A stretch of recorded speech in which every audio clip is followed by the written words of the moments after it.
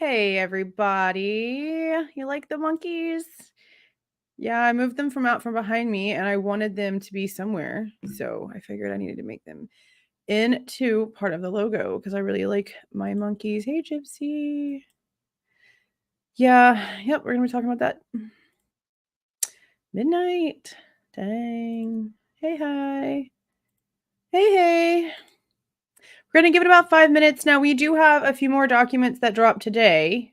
We went over one yesterday where we found out that whatever was talked about in that closed session that they talked about the IGG stuff, whatever it was, it made the judge decide to hand over whatever was not originally handed over to the defense when it comes to the IGG information. So that was a win, and it'll be interesting to see if anything else happens with that. So, hey, everybody.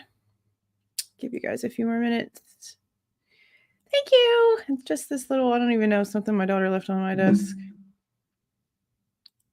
And I just decided to grab it. Thank you. Hi. Hey, hi.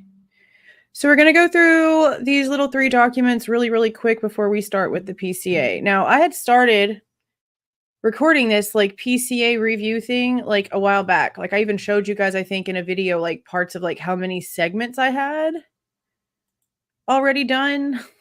And there's been so much more information and so much happened since then. I was listening to some of it yesterday, going back in and editing it, and I'm like, this was like 2 hair colors ago and a whole bunch of new information. So I just figured doing it this way would be a better way to do it because we have so much new information. Hey guys, hey Twizzy. Yeah, exactly. Exactlamento. I know exactly what you mean. I know that's a big question. Big, huge question.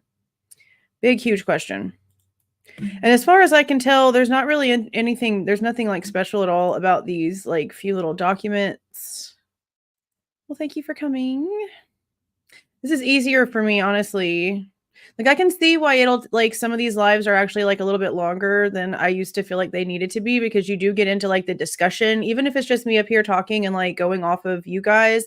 But still, I would rather do it this way than sit here, write down a whole bunch of stuff, go in, record, then have to go back in, edit all over again, go in, proofread, then upload and da.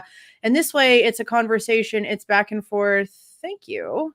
And it's just better. It's just better to have the conversation, I feel like. Hey, Anita. So, yeah. I'm glad I started doing these because I like it. I like talking with you guys. Hey, Nanya. Hey, hi.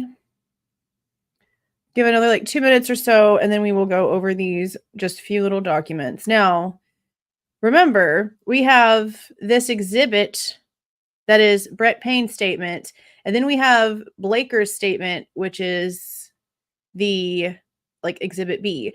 They are pretty much copy and paste, which is wild already enough because we know that Payne doesn't have the mental capability to write any of this himself and that he literally got all of his information from everybody else.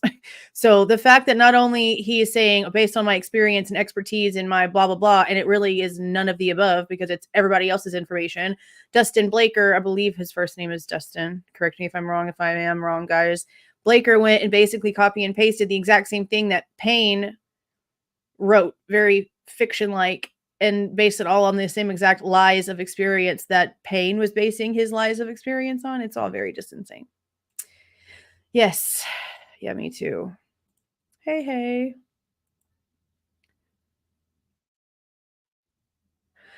Well, yeah, and I don't even know.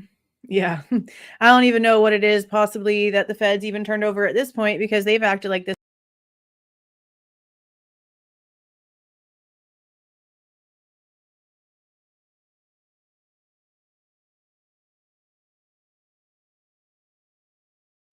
Okay, it glitched off me. Okay.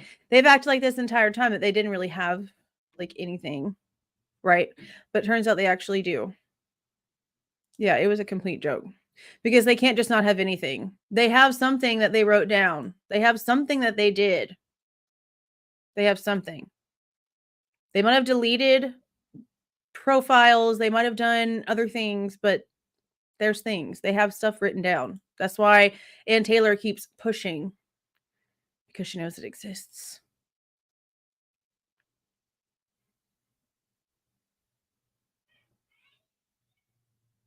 Yeah, they didn't, from how it seems and the way that we've pretty much interpreted it from the PCA after going back and paying attention, was that he didn't really see it whenever he was walking through. It's more like he noticed it in photos, is how it came to me. Right? Yay! Central.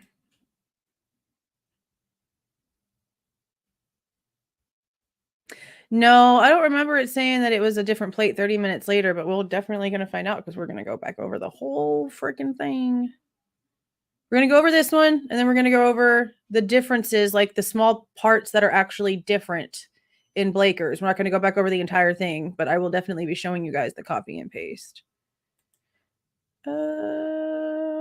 Oh, no, I did not.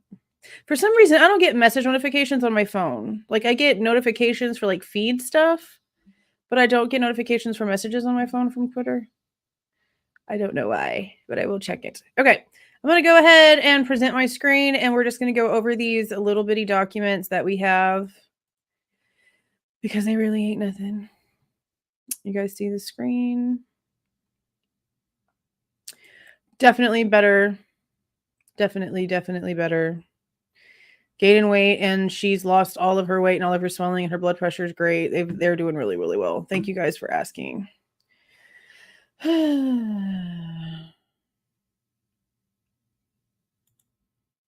She doesn't even live there, I don't think. I'm pretty positive she doesn't live.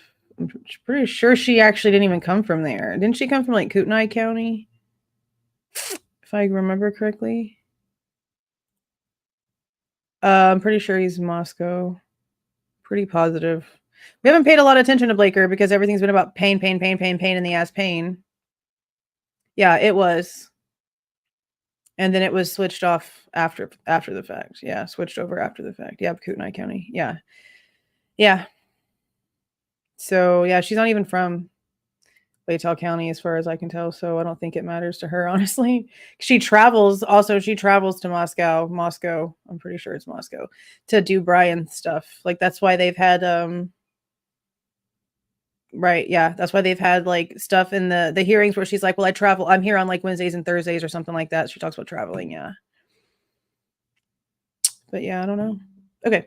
So this one is the one that we went over yesterday. This is just where we found out that the judge decided to hand over all of the IgG stuff, not just the little like selective, boo-boo that he decided to give them the first time.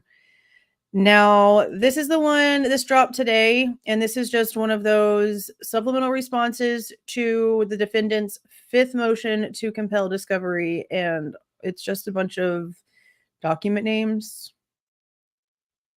That's all it is. That's all this is. And then we have the motion to temporarily seal, even though it's completely not even like spelt correctly. It's spelled correctly right here, but then they have it like filed under this, like it says PORIALY. I don't know why they don't just pay more attention. But this is just to seal it because, they're sealing all of the exhibits now, all of them. And then the temporary order sealing the exhibit. That's all this is. That's all this is. So nothing new, nothing special. The important one was yesterday, whenever we found out that they're finally giving over all of the things. This is what we've all been waiting for, because I don't know a damn thing in this thing that's truth now at this point.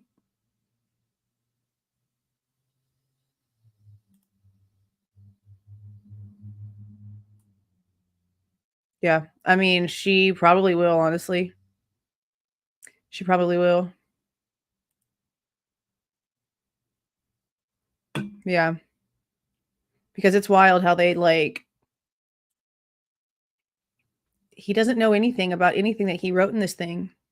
None of these experiences. And that's what I think bothers me the most about this stupid fictional word vomit is that he is based on my experience, based on based on all these things about places that he doesn't even know. And all these things he doesn't actually have experience in. He's written this entire probable cause affidavit, which it is all a bunch of lies. Nothing validated, nothing verified. Even to this day, he acts like he has no idea what the hell he's talking about. I just honestly, like I said, the people that pay taxes in that area really need to be paying attention to where their money is going, because it is horrible. Absolutely horrible.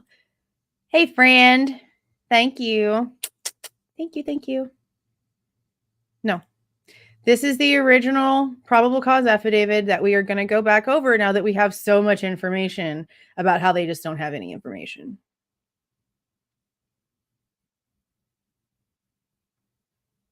Yes, he is very sweet. So yeah, now that we know from all these motion hearings and all of these things that they basically have nothing, that's why we're going to go back over it, because there's like one thing in this entire probable cause affidavit that we have not learned anything new at all. And whenever we get to that, I'll let you know. Everything else has pretty much been debunked. And, never mind that the state has come out and said the PCA is irrelevant. Irrelevant. Okay, well then how did you arrest Bryan if it's so irrelevant? And you got two of them. Two big, huge, thick PCAs. I actually have them printed. I'll pull them out here before the end, probably. I have them printed already. Blaker's is a lot bigger than Payne's, I think. I'll have to go back and grab them. But yeah. Yeah. Okay. Give me just like 1 second.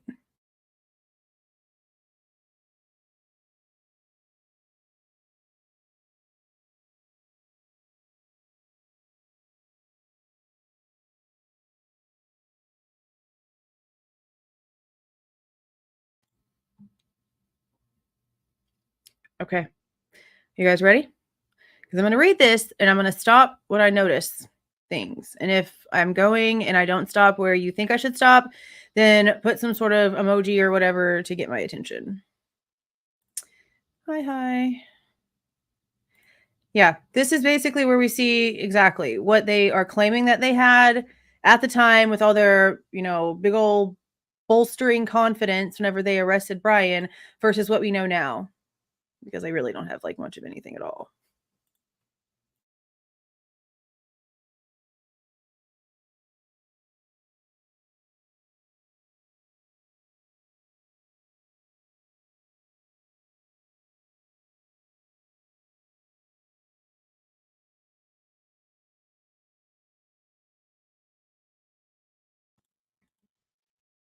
Yeah. And I mean, and not just that, but no explanation for, meaning they couldn't even find the residue. Now, granted, it was well over a month. Okay, I'll give them that. It was well over a month and a half. So it is very possible that if somebody was that meticulous, maybe they could have gotten rid of most of their evidence of trying to get away from get stuff out of stuff. But I just don't see how there was no mistakes made at all. No one is perfect. There's no way, especially in air vents and stuff like that. No, there's just no way. There's just no way. Yeah, I know. But it's not just his vehicle. It's nothing at his parents' house, nothing at his apartment, nothing in the little storage thing outside of his apartment, nothing apparently in the dumpster outside of his apartment, nothing in his office at WSU or in any of the correlating offices in which he was around. It'd be very, very, very, very difficult to be able to clean that many spaces and make sure that you didn't do anything, especially whenever you have people with their eyes on you the very next day showing you have no injuries, nothing's wrong with you. There's just no way you could get out of that with no injuries. There's just no way. Okay. You guys ready? Okay, let's go. Let's get started with this lie. I don't even know if I can honestly with a straight face, because we know that it's such bullshit. Okay. You ready? All right. The below information is provided by Brett Payne, who is duly appointed, qualified, and acting peace officer within the county of Latah, state of Idaho. Right off the bat, this sentence is a damn freaking lie because he is nowhere near qualified whatsoever. First sentence, straight up lie. Brett Payne is employed by Moscow Police Department in the official capacity or position of corporal and has been a trained and qualified peace officer for approximately 4 years. So 6 years almost on the stand because it hasn't been a full 2 years yet. Okay. But only 4 years. And he was put on as lead. Makes no sense. Makes no sense.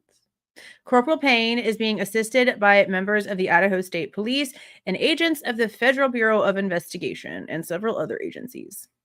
Honestly.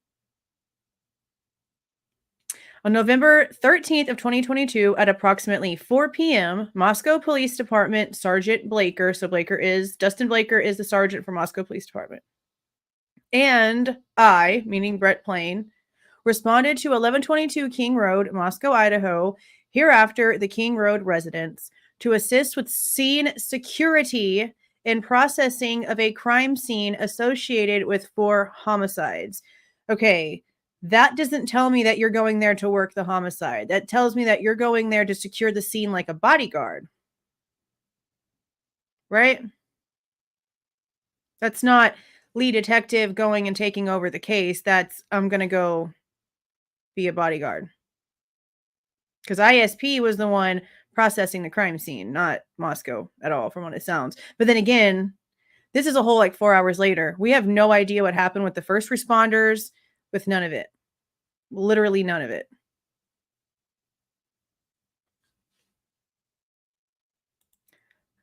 Yeah, no joke. Hey. A lot of people don't. I mean, none of it makes any sense. Yeah. Yeah. I mean, they just said it right here that he was being helped by the feds. And that's who gave him information about the cell phone stuff.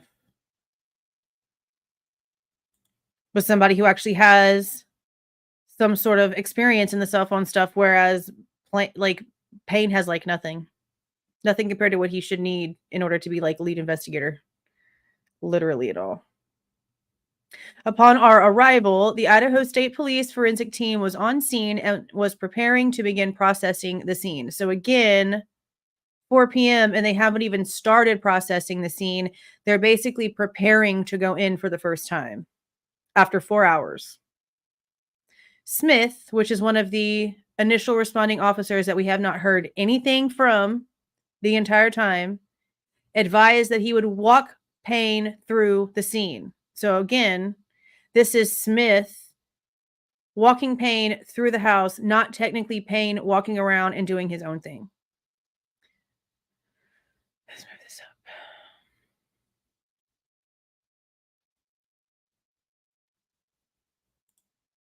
A lot of people think that. I don't know. A lot of people think that. Smith and I entered the King Road residence through the bottom floor door on the north side of the building. Smith and I then walked upstairs to the second floor. So up the main door, up to the technical second floor, where Ethan and Xana's room and Dylan's room was. Which I later learned through Xana's driver's license and other personal belongings found in the room were Xana Kernodle's hereafter Kernodle's room. Just before this room was a bathroom door on the south wall of the hallway. Now, a lot of people wonder why he mentions this, and I know that a lot of speculation has come from him mentioning the bathroom. I honestly don't think that it's for anything other than the way that he is describing the house, because he does it upstairs too. And it's just him describing the house. I don't think the bathroom has anything to do with anything other than him describing it. Okay. As I approached the room, I could see a body later identified as Kernodle's laying on the floor. Kernodle was deceased with wounds which appeared to have been caused by an edged weapon. This is the first time that we get a description of the wounds. Okay. Now, the reason why I really believe more of the story that Daniel got from Christy, which is Kaylee's mom, about Ethan's body being behind Xana's door and the door not being able to become open and them having to get Hunter Johnson to come over there. is because when we read this in my mind, if I'm in my brain trying to review the way that I think that Payne would be viewing this, he would have been walking towards Xana's room. The door would have already been open enough to where he could see across the room to the other side where Xana's body would have then been laying. So if you would have been walking into the room, it would have been like Ethan's body behind the door. So technically, he would have been the one closest to the door, but Xana would have been the one that was first seen by the eye by like looking, because you could see her body across the room through the door that was open, but you couldn't see Ethan's until you got to the door and looked behind the door, if that makes sense. If that makes sense. I keep hitting this stupid thing. If that makes any sense. That's why like a lot of people were confused, but to me it makes sense because I can like basically picture it like a movie in my brain as if I am Payne walking down the hall, because we see the way that the house looks and all these like 3D things that we have found. So it's easy for me to like envision this and see it that way. So it makes sense, which is why a lot of people think that the rusty looking stuff is actually like blood leaking out of the house. Because if she was sitting there for 8 hours, very possible, I guess. Very possible, I guess. But I don't think that they've ever like confirmed any of that either. So that's why whenever like I'm reading this, I can see it in my head and it makes sense to me. She's across the room as if you're peering through an open doorway. Also in the room was a male, later identified as Ethan Chapin, hereafter Chapin. Chapin was also deceased with wounds later determined, autopsy report provided by Spokane County Medical Examiner dated December 15th of 2022, to be caused by sharp force injuries. Now that's our description number 2. And this is where a lot of people are questioning if there was like a second autopsy done. Now I know that Spokane helps Moscow like a lot, a whole lot. So there's a possibility that for some reason just wasn't like done in what to me would be like a timely manner, because December 15th is over a month afterwards. But I feel like they would have gotten these reports done fairly quicker than that. Plus we also had like Mabbit out here like doing this when she really shouldn't have been doing like anything or saying anything, right? So yeah, that's why a lot of people are questioning like the second autopsy situation. This then states, and again, this is Payne's little PCA, but really not PCA, exhibit for the PCA that was served in Pennsylvania.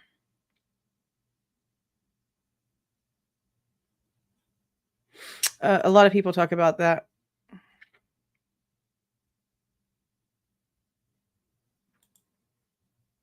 No, he got the door open.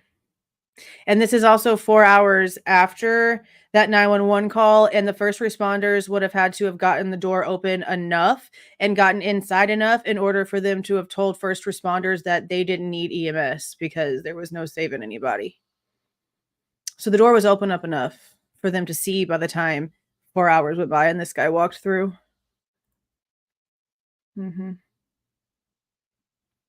Hey.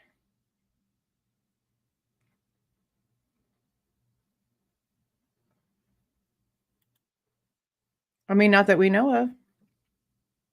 But there's always a small percentage, so you can't just throw anything aside, but they're not proving their case, that's for sure. Yeah, technically. 4 hours later, ISP was just starting to get their stuff together, like just starting to get their cameras ready, get their booties and get their gear and stuff on as these two, Payne and Blaker, showed up. So there's not only that huge 8-hour gap in between the time they're telling us this happened and the 911 call, but then there's a huge 4-hour gap in between said first responders getting there and when this was written. So there's a lot of time in between for things to like happen. For sure. For sure. Okay. I then followed OFC Smith upstairs to the 3rd floor of the residence where Maddie and Kaylee were. The 3rd floor consisted of 2 bedrooms and 1 bathroom. The bedroom on the west side of the floor was later determined to be Kaylee Goncalves. hereafter Goncalves' room. I later learned from review of Officer Nunez's body camera that there was a dog in the room when Moscow police officers initially responded. The dog belonged to Goncalves and her ex-boyfriend, Jack Ducour. I'm going to do an entire video on Jack to debunk some things here pretty soon because people are getting a little bit crazy again for some reason. I don't know who started this new like wave of insanity, but I think it's probably time that we like talk about it again. So now again, this is not Brett Payne seeing Murphy on scene. This is 4 hours later and he's only learning about a dog after he's done walked through. It doesn't sound from the way that this is worded that he was even told about the dog at the time. I later learned from review of Officer Nunez's body cam that there was a dog in the room, meaning whenever the room was shown to him, nobody said a word about the dog for some reason.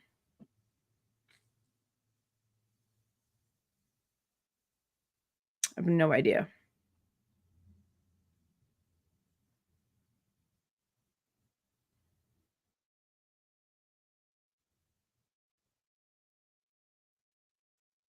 Okay. I found it in my interview with Jack Ducour on November 13th of 2022 that he and Goncalves shared the dog. Smith then pointed out to a small bathroom on the east side of the third floor.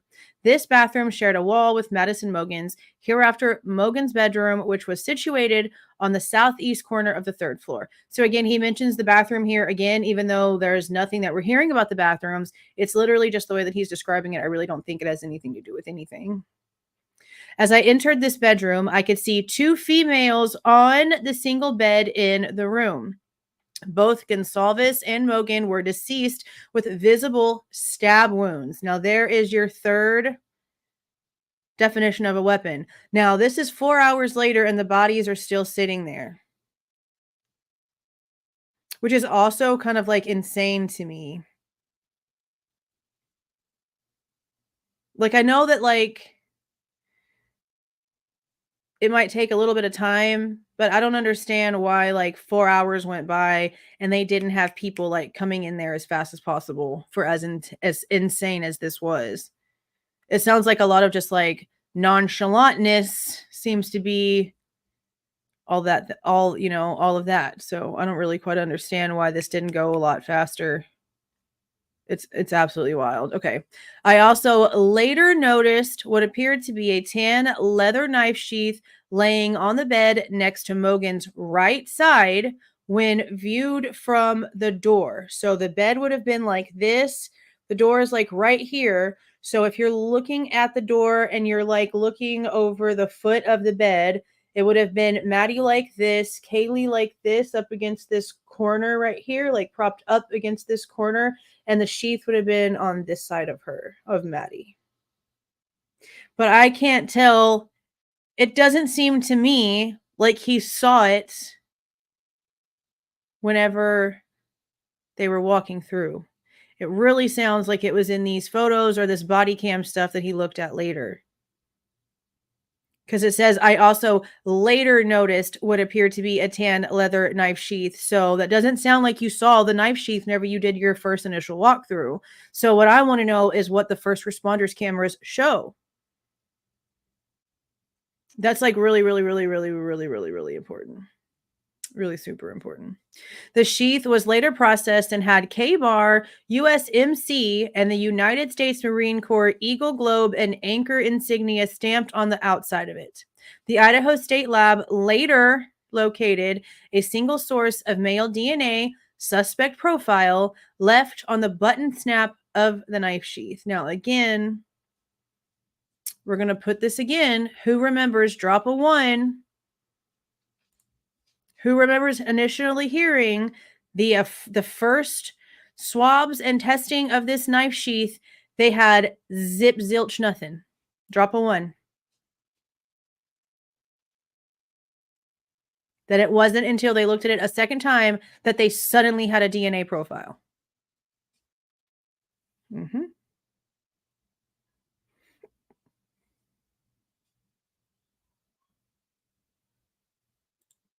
No, rigor would have been definitely set in by the time that they would have been rolling up in there. First responders, it would have been starting for sure. Yeah, they're supposed to be the first responders, and they should have had cameras walking through the house. Exactly, nothing. Nothing. Yeah, it stops. Yeah, after that point.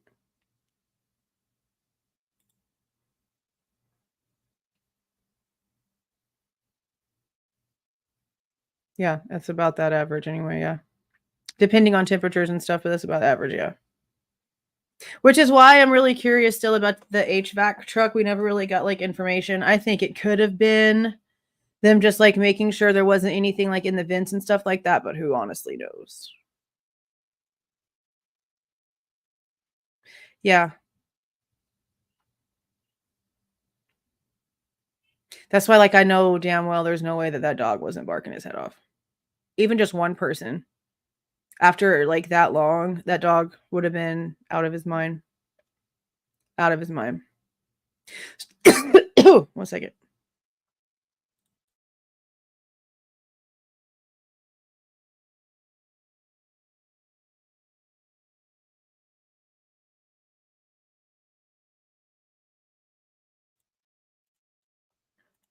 What's not correct? Like, if you're gonna try to say that something's wrong, at least be specific so that I can understand what you're talking about. Yeah. Well, see, another thing is that you get used to smells too. You get used to smells. So if they were like, if Bethany, let's just say Bethany is like the only one that kind of just like has like leeway from this, right? Because Dylan already screwed up by like admitting that she heard and saw things, which we already know they both did. Okay, but let's just say for shits and giggles, let's just say that Bethany really was downstairs the entire time and her door was shut. Her coming out of her door, the smell would have hit her right in the face. She would have known instantly, instantly that something was wrong. It wouldn't have been no, oh, I need to take a guess and wonder why I can't get Xana's door open. No, it would have been, I'm calling 911. Something is wrong. Which is why they didn't go upstairs to get help from the two adults, but the first responders didn't even know about Kaylee and Maddie until they asked them, according to what we've been told, about does anybody else live in the house? And then they went upstairs and saw the crazy stuff, which is another reason why all of us are under the assumption that there was nothing that led in between the two crime scenes. Xana's room was chaotic, Maddie's room was chaotic, but that was it. There was nothing that led between the two. Hence the weird latent pirate shoe print, apparently. That doesn't make any freaking sense at all.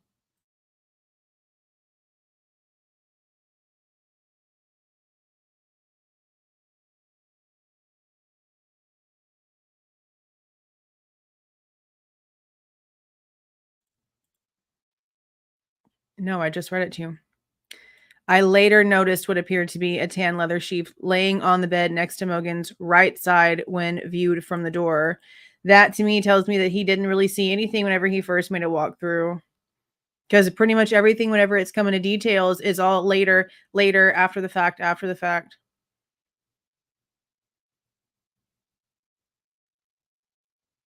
Yeah. Lots of us probably have, actually. Well, no. Mabbit said that it was, very certain ways of description, but we know that there wasn't a trail leading in or out the house, especially out letting them know which way that the perpetrator even left. They still didn't even know that up until the day that they arrested him.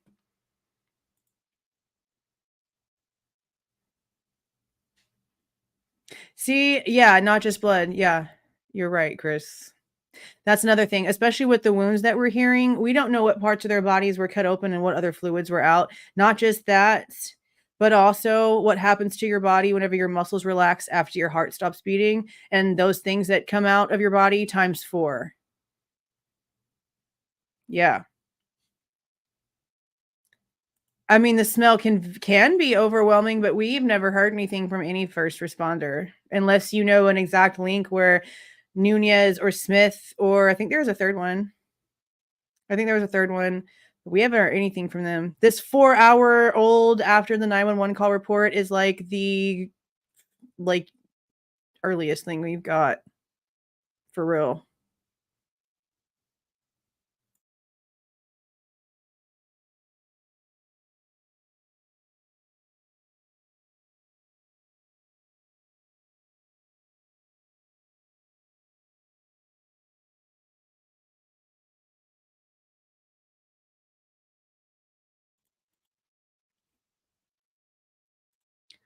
Oh, I don't know. A lot of people wonder that, if she was actually there or not. A lot of people wonder that. A lot of people. Okay. As part of the investigation, numerous interviews were conducted by Moscow Police Department officers, Idaho State Police detectives, and FBI agents. 2 of the interviews included BF and DM. Both BF and DM were inside the King Road residence at the time of the homicides and were roommates to the victims. So right there, they're telling us that according to what they believe, both of the girls were home.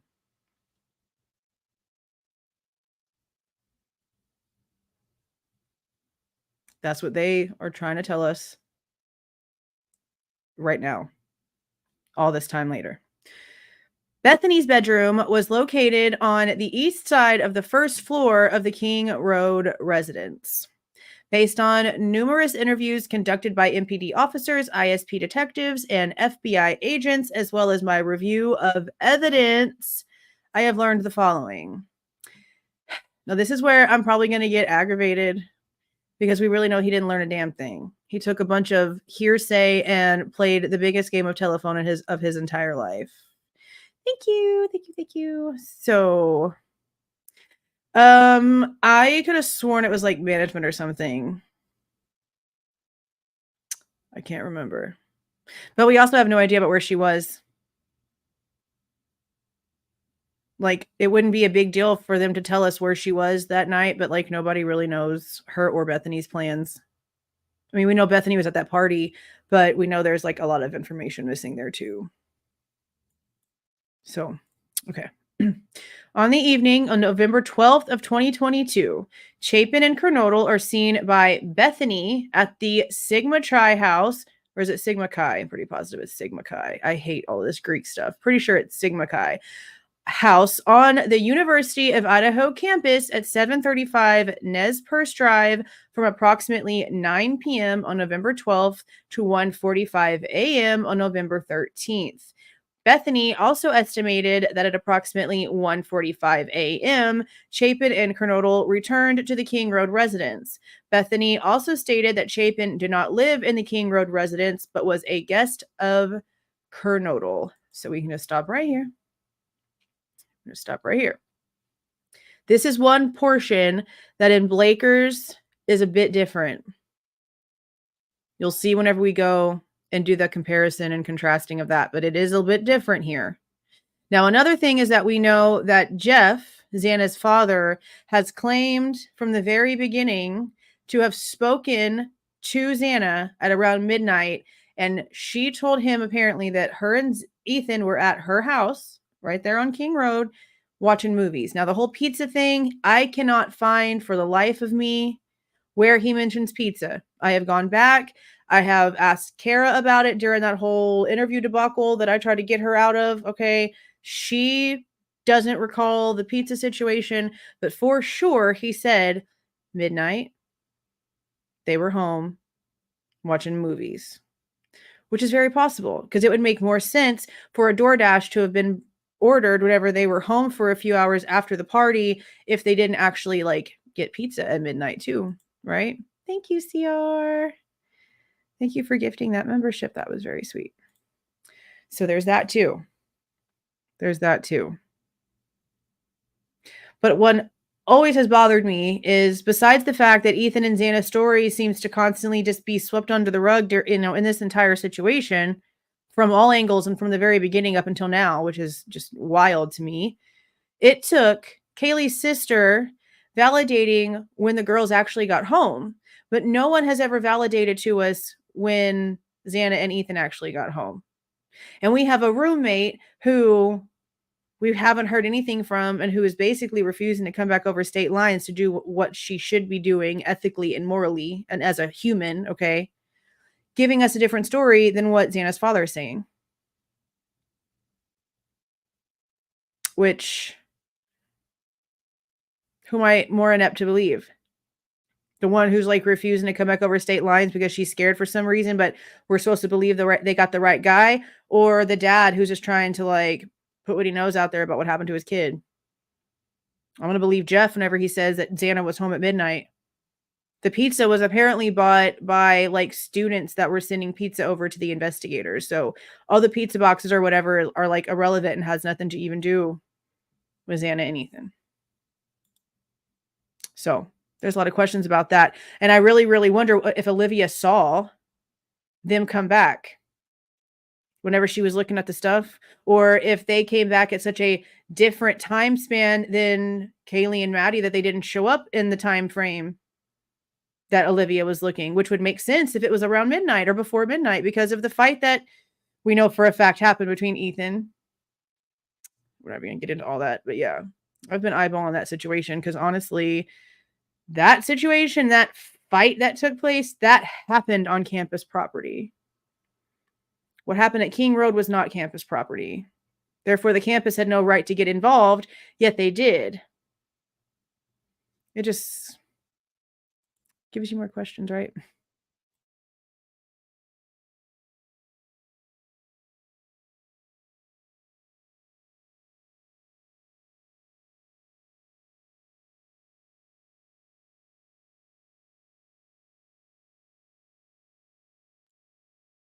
Yeah, never. Nothing about her stuff. Well, and see, I heard yes, but then I also heard she didn't really want to, and that's why she was super hesitant to come back.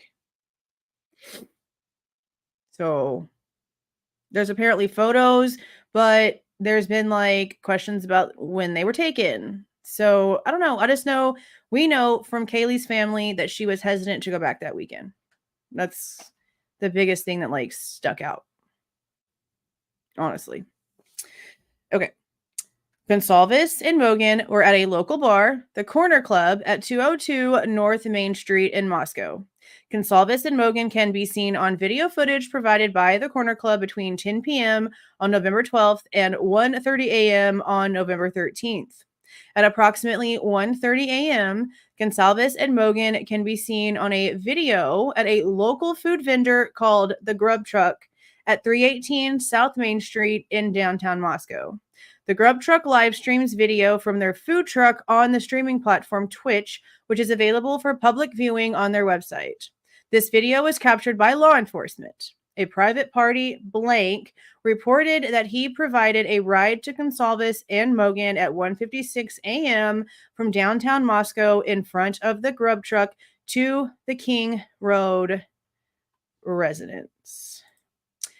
Yeah, again, that wasn't that pizza. That was ordered by other people. Her dad never said that. Like we just talked about that. Anyway, so this private party situation went back and forth about it being some sort of like designated driver from the school. Was it like school campus related? Was it Uber?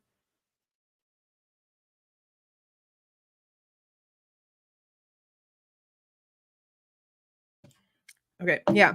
There was a lot of inconsistencies. Now, I've also heard, this is how I'm understanding it. This is an older gentleman whose daughter apparently like died in a drunk driving accident. So he kind of just does this stuff. And it wasn't like the first time that he brought the girls home. That's how I'm understanding it. I don't find anything sketchy about that. I don't. Some people have questions. That's fine. I don't see an issue with that situation. Now, the Grub Truck situation, people still go crazy looking at the Grub Truck, trying to see if it has anything to do with anything. To this day, people will go and sit for 8 to 10 hours long in these live streams just going over the Grub Truck. I don't understand it. Now, I also don't understand the discrepancy between who found it to give to the police, because for a long time, we thought it was Olivia. And then I believe it was the UK documentary came out, and we found out that it was one of the like local news guys that actually knew Xana and Ethan that found it. So, yeah, me too. I honestly feel like it probably just has something to do with Kaylee and Jack's like no longer going to be happening relationship. I don't really know if it has anything to do with anything, but it is really creepy. But we also know that that came from mainstream, right? Like that came from mainstream first and foremost, right? That wasn't something that like got leaked like Linda Lane or something that was out like in social media. That got dropped by mainstream media. Pretty positive. So I don't know. It could have just been something because we know that they have footage from like all up and down that road. So it could have just been something that they gave over just to feed the public something to keep them interested that was like clear. So who knows really? I mean, we really just have no idea. It could literally be nothing and they fed it to us to keep us going and our brains just went crazy. That's really possible too. Okay. Dylan and Bethany both made statements during interviews that indicated the occupants of the King Road residence were at home by 2 a.m. and asleep or at least in their rooms by approximately 4. This is with the exception of Kernodle, who received a DoorDash order at the residence at approximately 4 a.m. Law enforcement identified the DoorDash delivery driver who reported this information. Now, this is something that I was always like kind of questioning. Law enforcement identified the DoorDash driver who reported this information. Does that not sound to you like the DoorDasher like brought themselves forward and was like, yeah, I was like right there when all this happened. So what do I need to do to like clear myself? Because I am about to play this game with y'all. That could have been what happened. Like, that's why I really do feel like the Linda Lane car and like a lot of the car in the area is the DoorDash driver, and that they've probably actually cleared a lot of that whole inconsistency, but they just don't want to say it. Because if they had to come out and admit to us that they got all insane over the DoorDash delivery person just like not knowing where to go or where to park their car and all those turns got them all crazy for nothing and that's what's actually in the PCA, they don't want to come out and admit that. They are not going to come out and admit that. They're already having to like half-ass admit that in court right now with everything that we're learning that Payne doesn't know and everything that's missing. So yeah, I really do think that like a lot of the car in this PCA and the Linda Lane stuff is the DoorDasher.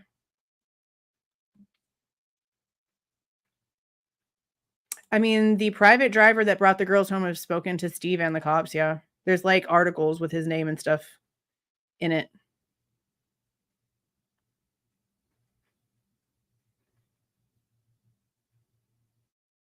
I mean, and that's true too. Like, who's to say that like that was their DoorDasher anyway? Like, there could have been multiples. It was a Saturday night, right? Yeah, like Saturday night in a college town. I'm pretty sure those dashers are used to like making crazy runs.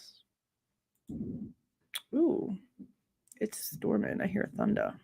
Okay, let's see where we were. All right, now we are okay. We're starting page 4.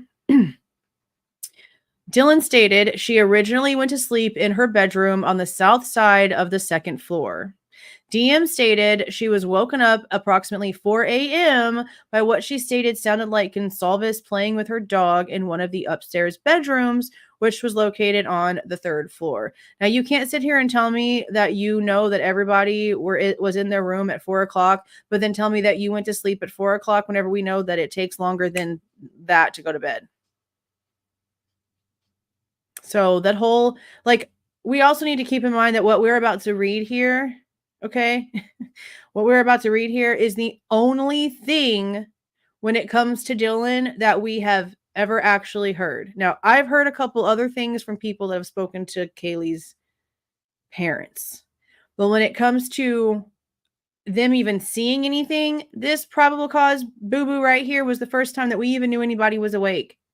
Because they try to make it sound as if he snuck in the middle of the night, took 4 people out, didn't make a noise, didn't wake nobody up, the dog didn't bark, nobody heard, see nothing. Okay. And that was a damn lie. This is also whenever they sort of like push the timeline a whole hour. This is like whenever they made that whole push to switch the timeline an hour, pretty much like a permanent situation. Because up until this PCA, we thought everybody was asleep. It was like something crazy to the chest, the way that Mabbitt came out and talked about it. We didn't know that we were going to have a plethora of wound descriptions. Like at all. At all. So she can't say that she was asleep around 4, but knew everybody was in the room around 4, because you're not just going to sleep like that. And there's no way that you went into your room at 4 a.m. and was sound asleep enough to be woken up 3 times and all these other things by 4:20 something.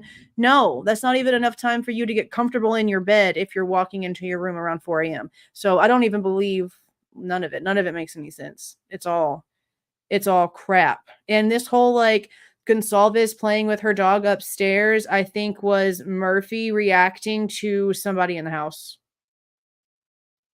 Maybe the person was just not making a lot of noise just yet, but I think that was Murphy reacting to someone in the house. It then says, a short time later, Dylan said she heard who she thought was Goncalves say something to the effect of, "There's someone here." Now, this could be her reacting to Murphy, possibly reacting to somebody being in Maddie's room, because one thing in my theory that has not changed one bit is the fact that maybe Maddie was the only one maybe asleep. And I think Maddie really was the first person targeted. Because normally, and 99% of the time, when we're given the like order of names, if there's more than one death, it's normally the way that they died. Now, I guess that Maddie being the first one to like officially pass away doesn't necessarily mean that she has to have been like the first one attacked, but it would make like the most sense. It would make the most sense. So this could be either, like I said, Kaylee reacting to something going on in Maddie's room, or maybe they saw the dasher lights. Maybe. A review of records obtained from a forensic download of Kernodle's phone showed this could have also been Kernodle, as her cellular phone indicated she was likely awake and using the TikTok app at approximately 4:12. Now, to me, you would be able to tell if what you were hearing was coming from your floor or from above you. So this whole, it could have been this or it could have been that, I think that you would have known. I think you would know if the noise is coming from above you and it's a dog moving around on the floor, and if it's a voice from above you, or if it's a voice from down the hallway. I think you would know. So again, this is just like Payne, like using a brain that really doesn't have very much experience to make assumptions about things that honestly don't make sense for what he's saying.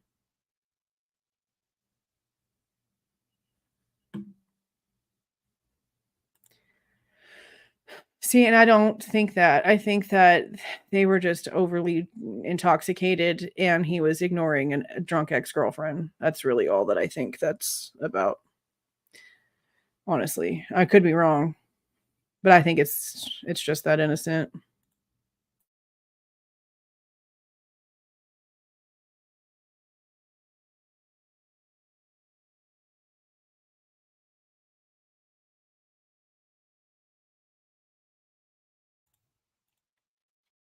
Okay. Now it states, Dylan stated she looked out of her bedroom but did not see anything when she heard the comment about someone being in the house. DM stated, now see, that's another thing. Saying there's someone here does not necessarily mean somebody's in the house. You say that too if someone's knocking, or if someone pulls into your driveway, or if it's nighttime and you see headlights pulling into your drive. I don't remember Steve ever saying anything about her phone going offline. It's just the last call out was to Jack. Like the last contact to another phone was to Jack. At least that's what they said, but they never said her phone went offline. Oh yeah, no, they were. Go back and watch this is the only time that I'll tell you to go back and watch the grub truck footage. No, I'm talking swaying, could not stand still. Like, if you're not looking for people in the shadows and you're watching the girls, oh no. They're wasted. They can't stand still. They are literally swaying. They're swaying. They cannot stand straight. Even up against, like, the truck whenever they're ordering, Maddie is wasted. You've really got to go back and look at them, not around to see who's watching them, but watch them. Watch some of the footage where they're not like the specific target of being like in the middle of it, where it's like their feet and stuff. They were gonzos. Yeah, they were tanked. They were gone. I don't remember that. All I know is that they kept saying that was like the last contact was to Jack's phone, but that it wasn't a big deal because they apparently heard some voicemail that she had left Jack on Facebook or something. You're gonna have to tell me where that was. Yeah, very. Yeah, because apparently they have, like I said, a voicemail that Jack let them listen to that Kaylee had left. They had mentioned that in an interview a few months back. But again, this whole there's somebody here could be somebody pulled up and they see headlights, or the DoorDasher is there to drop off the food. You know what I mean? Like that part right there does not necessarily mean somebody is already in the house. Okay. Then it states, Dylan stated she opened her door a second time when she heard what she thought was crying coming from Kernodle's room. See, so like right there, she knows, according to this, the crying came from Xana's room, but we have this up here where Payne is like, oh, it could have been Kernodle being on TikTok. That's what she heard. That doesn't even make any sense. Doesn't even make any sense. Dylan then said she heard a male voice say something to the effect of, it's okay, I'm going to help you. I'm just going to tell you guys now, I have always thought, and I will continue to think, that was Ethan talking to Xana. This is after the attack. This is Ethan seeing her in some sort of way and him saying, it's okay, I'm going to help you. I know a lot of people think that sounds like something that a psycho said, and it could be something that the person who did this said. It very well could be. But just kind of like knowing some of the other things that we found out, some of these details that we have found out, I really feel it was Ethan saying it to Xana, as heartbreaking as that sounds. That's what I think.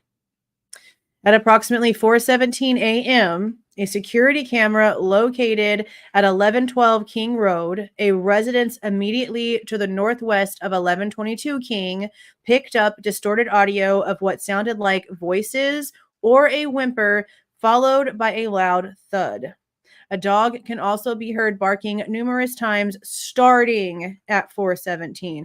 And that's another reason why it's the weirdest shit here, because you're trying to tell me that the dog just alerted to something happening at 4:17, but the car in which the suspect is flying out of the neighborhood in leaves at 4:20, just 3 minutes later? No. There's no way. Unless Murphy was drugged somehow, there's no way. Yeah, that's another thing. Like, you could hear like regular talking or whimpering or soft-spoken sounds, but you can't hear an all-out brawl of somebody who, let's just say they do have the right guy, somebody Bryant and Ethan's size, tumbling in the hallway right outside of your bedroom door. Now, say if it was Ethan and multiple people, because I don't understand how this could only be one person. You're telling me all you heard was some whimpering and some crying, but you didn't hear a tussling match from WWE going on? Oh, yeah. That guy. We're actually probably going to go through all of those articles. I've been thinking about it. I talked to Melissa Jade about this probably like months ago, going over through all of the Idaho articles from Howard. I've thought about it. We might do it. Just because I'm curious. I've seen, pieces of him, but he gets on my nerves.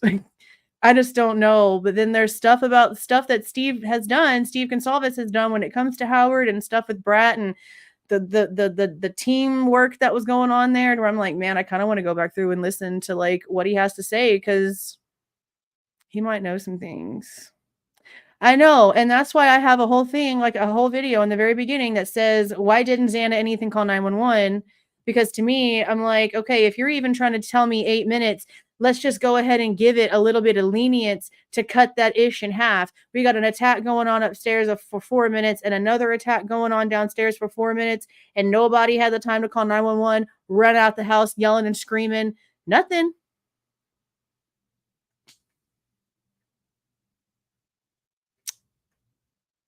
It don't make sense to me. It just doesn't make sense. One person has never made sense. Like from the beginning, one person has never made sense.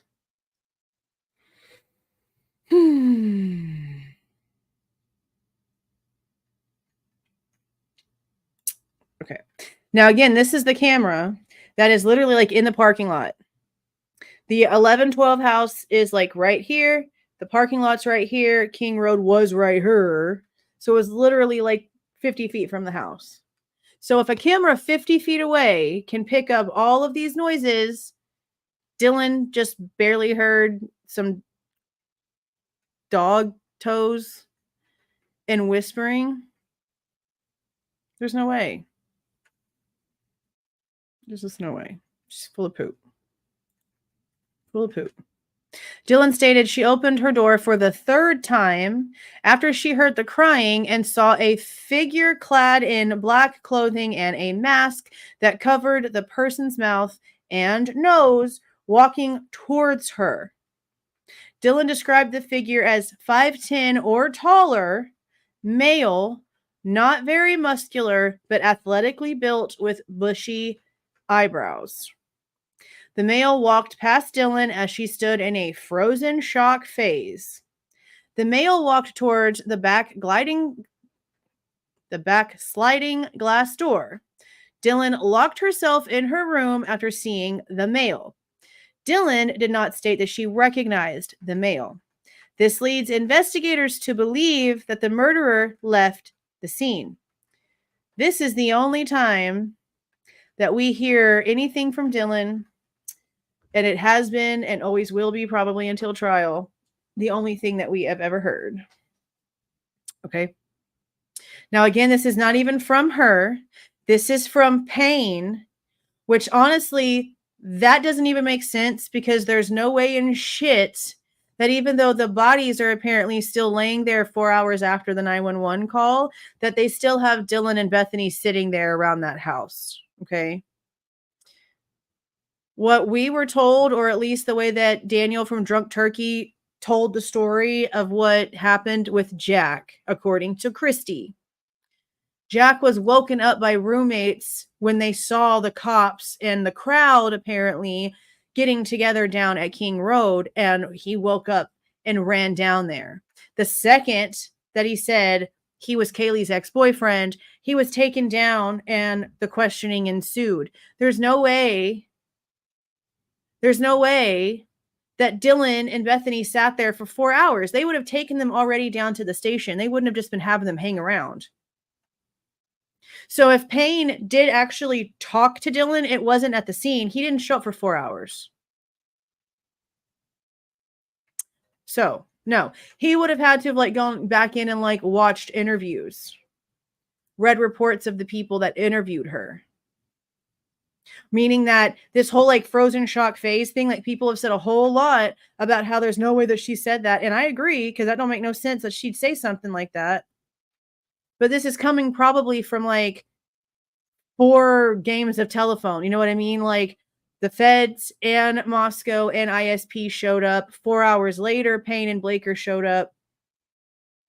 They wouldn't have still been there. So whatever he's getting this from is like either his own wording based on what she said, or it's the way that some Fed wrote the report and then Payne just went in and copy pasted what some Fed said, because he didn't do none of this himself.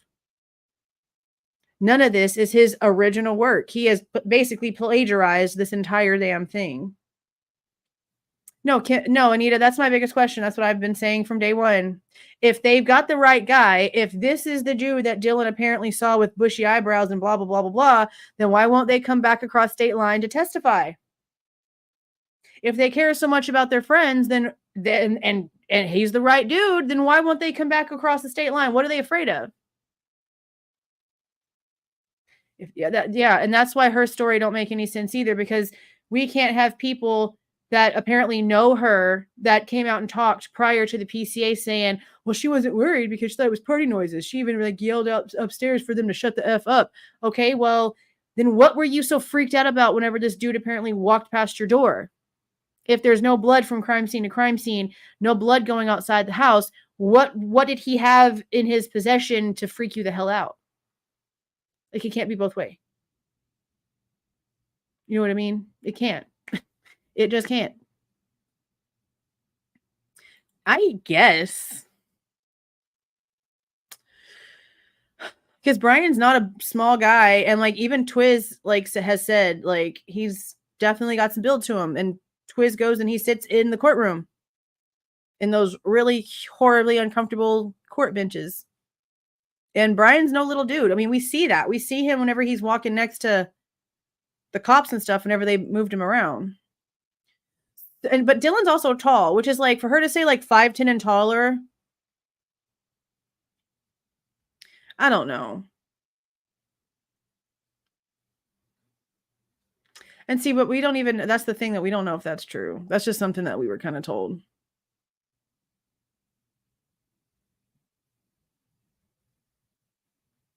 Huh? What call? Huh? I don't know what that is. I know that there was like a guy and like a girl that like apparently knew her or whatever. They were saying some stuff, but yeah, that's what I said. Yeah. But what I would really, really, really, really love to know is if they ever showed Dylan like a picture of Bryan before they arrested him. Because if they really had information, it seems like the 12/23 is like the day. It seems. Ugh. Yeah, I don't watch anything that psychopath says or does or whatever, so I have no idea. No idea. But yeah. I just really wonder if they showed her a picture before they flew all the way to Pennsylvania. Yeah, they should have. Something. Or why didn't they ever do a sketch? Because like even in Delphi, even though we don't have the guy's like full face, they did a really, really good job of sketching out the full face. And even though they have like multiple faces, what is it, like 4 or 5 different descriptions, right? Like 4 or 5. They still did freaking face sketches of what the people saw. So I don't understand why they didn't get a face sketch out of just like the shape of this guy's, like, you know? Because if it's covering up his mouth and his nose, it doesn't say anything about it covering up his hair, but they don't describe his hair.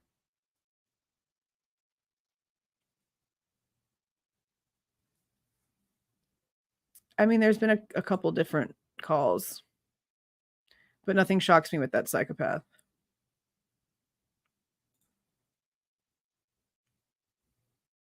I mean, maybe, but still. They never mentioned the hair either, which is something I found interesting, which is why people have like questioned like the type of mask thing that was actually on the person. Because if it said that it was covering up the hair, the nose, and the mouth, then that's a whole nother look. You know what I mean? But if it's just, you know, I don't know.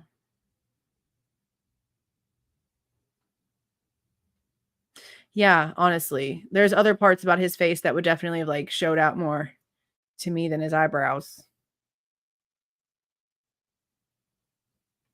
And this is another thing though, guys. Help me like figure this out. This PCA came out after the Banfield footage, right? Like after we saw the guy in the Banfield with like the horribly big eyebrows. Was this written after that? Oh, thank you, Melinda. I'm just trying to make stuff make sense, or at least help try to make stuff make sense, because damn, this stuff makes no sense. Yes. Okay. So the PCA was written after the Banfield footage. It had to have been. It had to have been because when they came out and gave us the boo-boo information on the car, they like dropped the Banfield footage on the exact same day. And everyone was like, hold up. You just told us you were looking for this freaking car in the same day that you dropped this freaking footage that was on your own freaking cop body. Yeah, it was like a whole thing, right? Like it was the crap year for the Elantra, it being in the Banfield stuff, and then the Oregon car, like all at the same time, all for it to be the wrong year in the first place.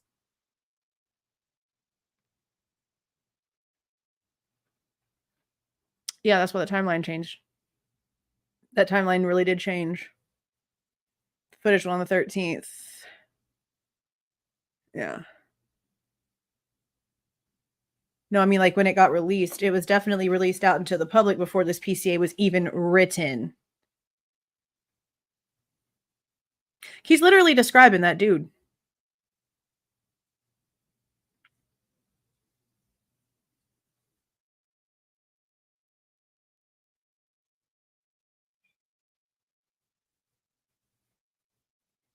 Yeah. She does. It's very strange.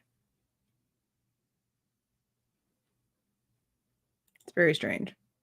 But then when they also state here that the male walks towards the sliding glass door, and this leads investigators to believe that the murderer left the scene. But they don't know that for sure because, like we've mentioned, even up until they arrested him, they still could not tell us which way the person actually left the house, which way they came in, or which way the person left. No, we really don't. We were told one thing and then it shifted like a whole hour. Yeah. Yeah. It's all just crazy. Okay. Now this is where they've like always bothered me. This little sentence right here, because it looks like a paragraph. Looks like a paragraph, but it's like one sentence. This one, it like sticks out to me more than anything else. The combination of Dylan's statements to law enforcement, reviews of forensic downloads of records from Bethany and Dylan's phone, and video of a suspect video as described below leads investigators to believe the homicides occurred between 4 and 4:25 a.m. So right here, they're not saying a statement from Bethany. They're stating a statement from Dylan. So if Bethany was there at the time that this happened, even if she didn't actually like see or hear anything, which we've heard rumors of something different, okay, why would you not also have a statement for Bethany? You've got both of their phone records, but you don't have also a statement from Bethany, which is interesting. And then the whole video of a suspect video as described below, I thought for a long time that that meant something special, but it really is just the traffic cameras, the ring cameras, whatever cameras they're claiming that they have the car on, which we're finding out now it really probably isn't like at all Bryan's car. There might be some of it that's Bryan's car because they have admitted that he left and was driving around. But when it comes to his like car being anywhere outside of Pullman, when it comes to going towards Moscow, they're claiming that definitely for sure the one at the cannabis shop on the highway in between Idaho and Moscow is not his car. We don't know because Bethany's statement has never been in like allowed, and nothing about Bethany's statements technically in here except for the whole like her saying that her and Ethan and Xana were all home at 1:45. But that's it. See, this whole thing about them having some sort of like undercover alcohol task force thing doesn't even make any sense to me because they literally never do a damn thing about any of that drinking. What do y'all mean? I always find that hilarious that people think it's alcohol task force. They don't care. I don't know what they were stopping those boys for, but it was not for what they were freaking thinking because what happens every single time they pop up in somebody's house? Everybody's drinking, everybody's underage. They don't do anything but threaten to tell the school. There's no undercover alcohol task force. They never even write these people tickets. They're not wasting money on no task force. No, there's something else going on there. There's something else going on there. Yeah, no. They never, ever do a damn thing to any of those kids that are drinking underage. There is no alcohol task force. If they were taking it serious, they would be locking down them houses every night. No, she would still technically have to like give something.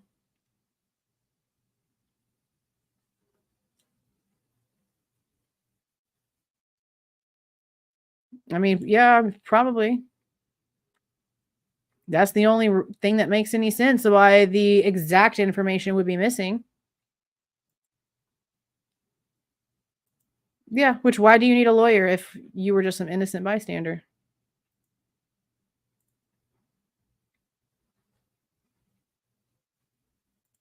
Yeah, they're not even cops. They're not teaching these kids real life because they think they can just go out and drink and be stupid and party and be dumb and be loud, and then they leave college life and they get locked the hell up real nice and fast. Because these uni cops don't teach them about real life.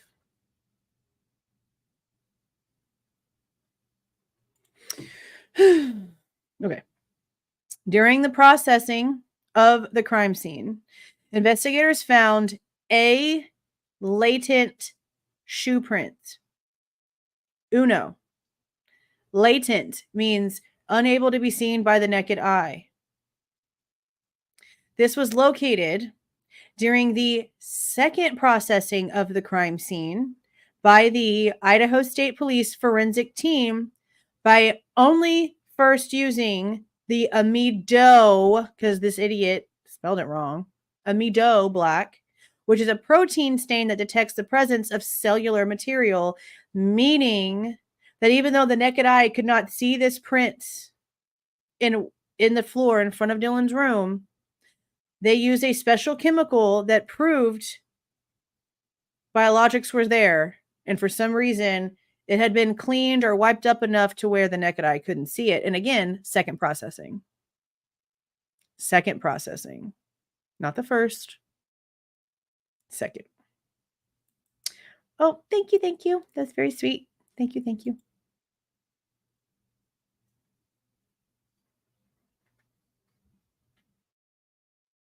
Yeah, like if you were just like an innocent bystander, what the hell you need a lawyer for? They've never once ever given the size of the shoe.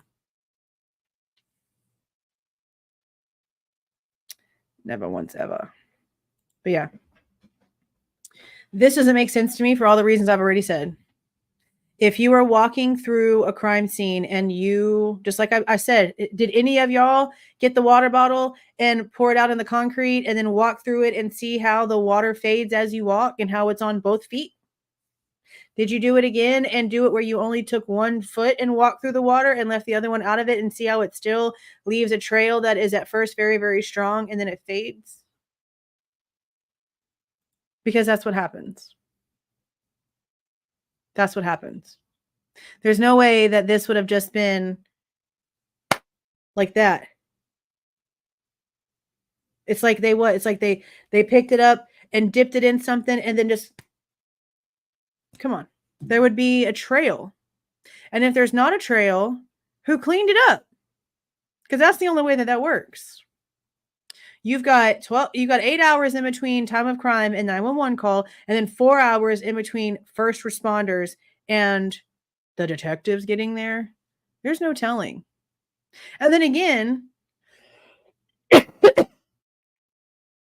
you guys also realize there's a great possibility that this shoe print doesn't belong to this crime at all.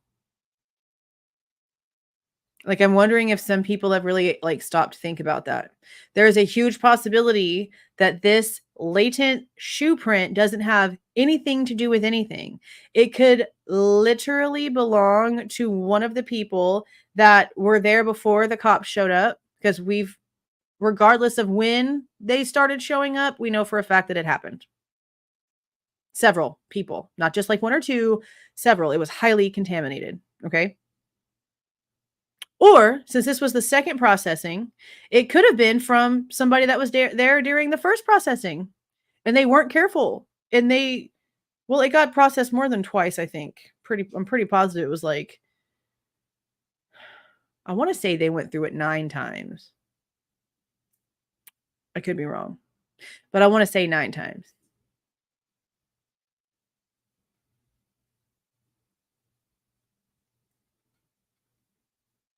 Could have been. It could have been anything because it was some sort of biologics, but they don't really know what. They're not saying what anyway. I'm sure they did further testing. I don't see why they wouldn't have to see if it was stomach acid or some sort of blood or anything, because it could be anything. But again, this also could have been like from somebody who was there working the crime scene the first time around. Oh yeah, like everyone in my house, me and all 3 of my kids were vans. So yeah, like this could also like have nothing to do with anything, and they just put it in here because they have nothing else to do. Like there's a reason why this freaking thing is 18 pages long and full of bullshit. Like it's 18 pages long and none of it's legit. None of it is legit yet. They put all this crap in here because it's all crap, and they knew that they needed to make it look like a thing of Lay's potatoes chips. It's full of air.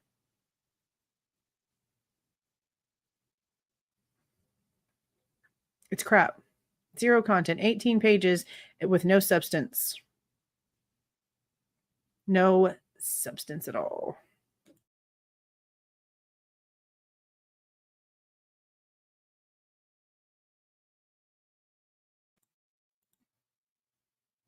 Yeah.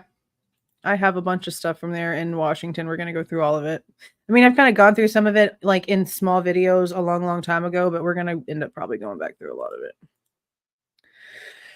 Okay. Now, this is where it talks about how they detected the shoe print, and it showed the diamond-shaped pattern similar to the pattern of a Vans type shoe sole just outside of the door of Dylan's bedroom located on the 2nd floor. This is consistent with Dylan's statement regarding the suspect's path of travel, but it's not at the same time.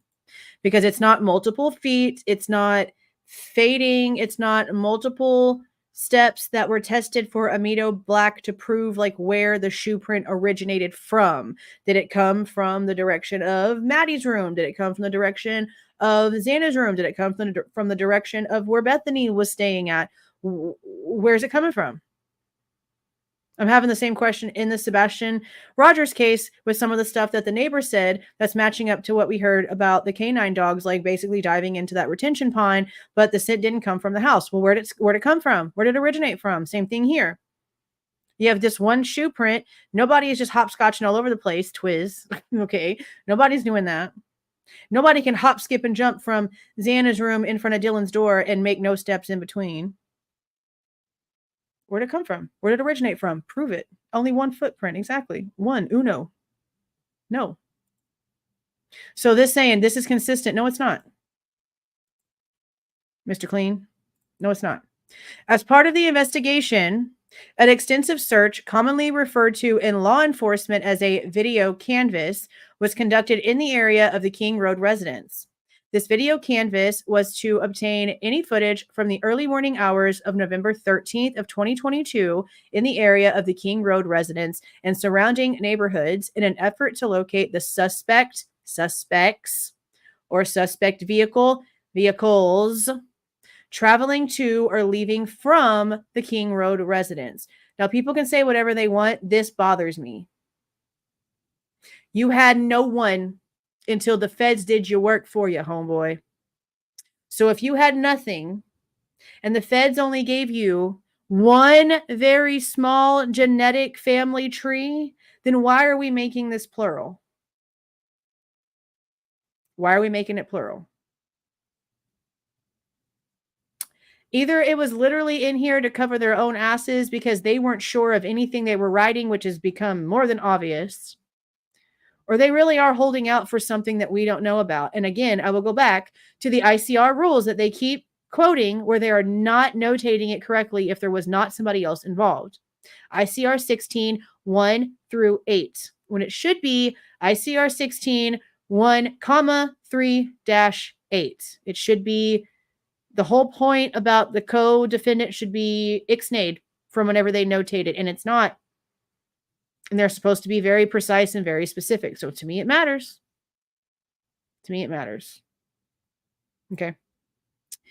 This video canvas resulted in the collection of numerous surveillance videos of the area from both residential and business addresses. So you guys help me remember, wasn't it like 100 and something businesses in like 70 residential places? Something like that. It was a lot. It was a lot, which consisted of like the 51 terabytes. But in all of the 51 terabytes, in all of these locations, in all of these businesses, in all of these residential areas, they've got nothing that shows anything personal on the car to prove it was Bryan's. There's nothing that actually puts Bryan's face in the vehicle being the one who's driving. There's nothing that can actually prove it's Bryan's car. 51 terabytes of useless bullshit is what it is. They were having to piece it together. The defense has been having to wait this whole time because they were cutting and pasting and putting. No. You can't. All of this, and you never gave us anything but a stock car. You never gave us even some sort of angle from anything. The only thing that we saw was an unofficial like screenshot from something Bryan Inton got from a gas station that was never validated by the police.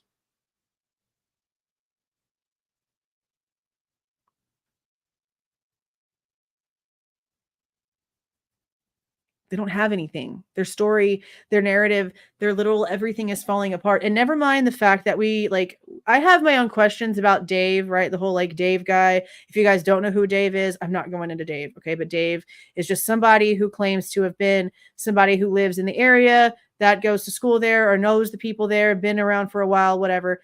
He is claiming he can see King Road from his bedroom window, but that the cops never came to his house where he lives to ask any questions or get any video or anything.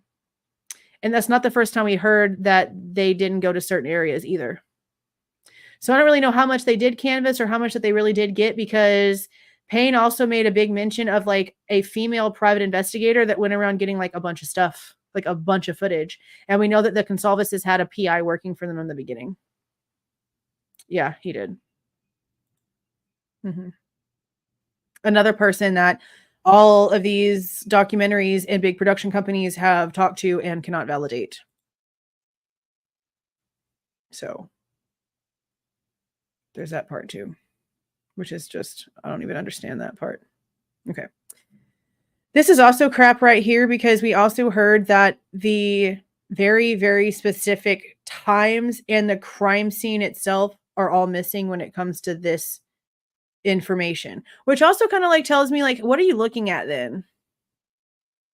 Like, what are you actually looking at if we're being told by Ray here and by Payne with his, just inability to know a damn thing, that so much of the very pertinent time of location of is just poofed? Now, this is a question that I would really, really, really, no, it wasn't Brat.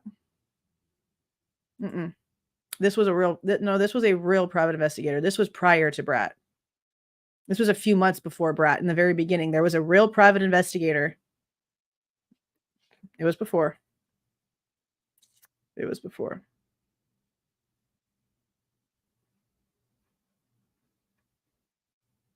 But this is another like lie, because this states video canvas was to obtain any footage from the early morning hours of November 13th of 2022 in the area of the King Road residence and surrounding neighborhoods in an effort to locate the suspects or suspect vehicles traveling to or leaving from the King Road residence. And they still to this day do not have a validated path. So they've got all this boo-boo taking up all this space up in the cloud, and it has nothing to do with anything. They still cannot give us a validated route for any of it. Literally none of it. This video canvas resulted in the collection of numerous surveillance videos in the area from both residential and business, again, with absolutely crap nothing on it. I have reviewed numerous videos that were collected and have had conversations with other MPD officers, ISP detectives, and FBI agents that are similarly reviewing footage that was obtained. Okay, well, we know that the person that was in charge of putting everything in order and putting all of the evidence together for the video footage, didn't organize it, didn't label it, didn't do a damn thing to even pay attention to the fact that it was related to the case or not, which is why they have video surveillance footage of a car that's not Bryan's being submitted to the defense as admissible evidence, an actual discovery, when it's not. So that means that how much more footage is there in that 51 terabytes that isn't Bryan's car? That makes it look good, makes it sound good. Oh, don't worry, Steve, we got 51 terabytes of nothing. They've been confident this whole time for nothing. They've been mad at the wrong people. Mad at the wrong people. A review of camera footage indicated that a white sedan, hereafter suspect vehicle 1, was observed traveling westbound in the 700 block of Indian Hills Drive at Moscow at approximately 3:26 a.m. and westbound on Steiner Avenue at Idaho State Highway 95 in Moscow at approximately 3:28 a.m. On this video, it appeared suspect vehicle 1 was not displaying a front license plate.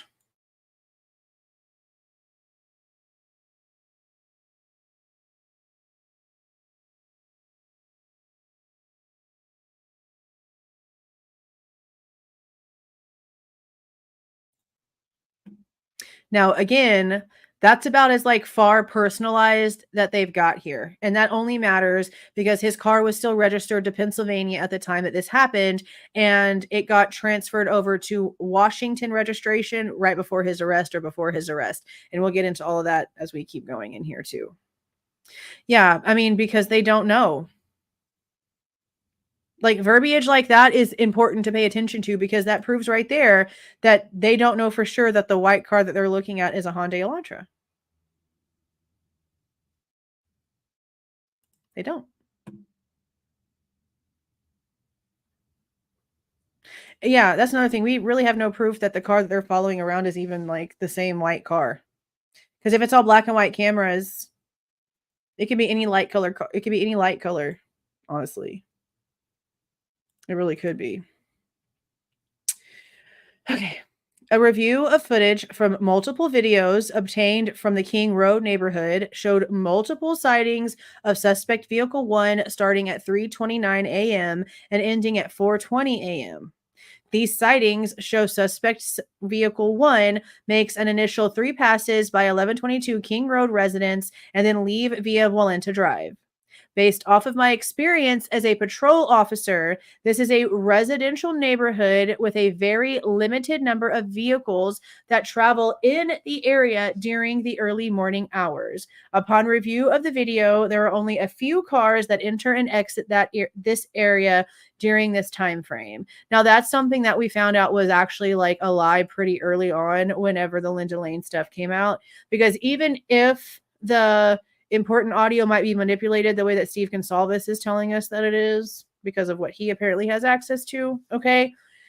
The Banfeld noises are, I've seen people able to at least put some of those noises together. And that was a pretty busy night. Like it wasn't like, you know, a whole hour or something would go by without a vehicle, like in some of these like smaller towns.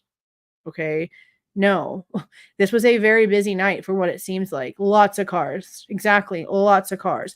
And like we learned that he doesn't know a lot about downtown Moscow or like any of the actual areas by his own admittance whenever Ann Taylor was asking him about certain places. So what do you mean? Your experience as a patrol officer? You've only been at Moscow for 4 years. You haven't been a cop for very long. You don't even know this area. He literally perjured himself just in this little boo-boo information because he very well said on the stand he doesn't know the area very well at all, and he made it clear. So how are you going to sit here and make this assumption? You don't have the experience to make that assumption. And if you were really reviewing all of this footage, then you know damn well that this is a lie. Straight up a lie. Okay. Suspect vehicle 1 can be seen entering the area a fourth time at approximately 4:04 a.m. It can be seen driving eastbound on King Road, stopping and turning around in front of 500 Queen Road, number 52, and then driving back westbound on King Road. Now, if you haven't noticed, this is like two separate things. Okay?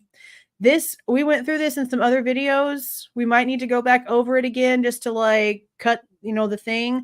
But this car that showed up from 700 block of Indian Hill, Moscow around like this time makes a whole lot more sense than the car that shows up after 4 a.m. into the area and after 4:04. Okay.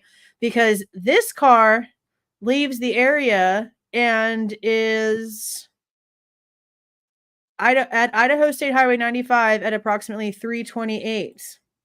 Okay. From what it sounds like is maybe heading out of town. Okay. But this part right here about this car coming in at 4:04, that's definitely what we see on Linda Lane. And to me, that right there is the dasher. Whoever the person is that actually did this was probably this car right here. This one right here, that's actually coming from the 700th block of Indian Hills Drive. And that car that pops back up into the neighborhood at 4:04 and does all of the twisties and turnies while all of the noises are happening inside of King Road. No. Two completely different sets of vehicles. Straight up. So I think that this person is the one involved or somebody got dropped off or something. But this 4:04 car, I really do think is the DoorDash driver. And that's what we see on Linda Lane. And they're just lost as shit. But I think that something is wrong with the information that they have. And they can't tell the difference for some reason between these right here. That's what I think.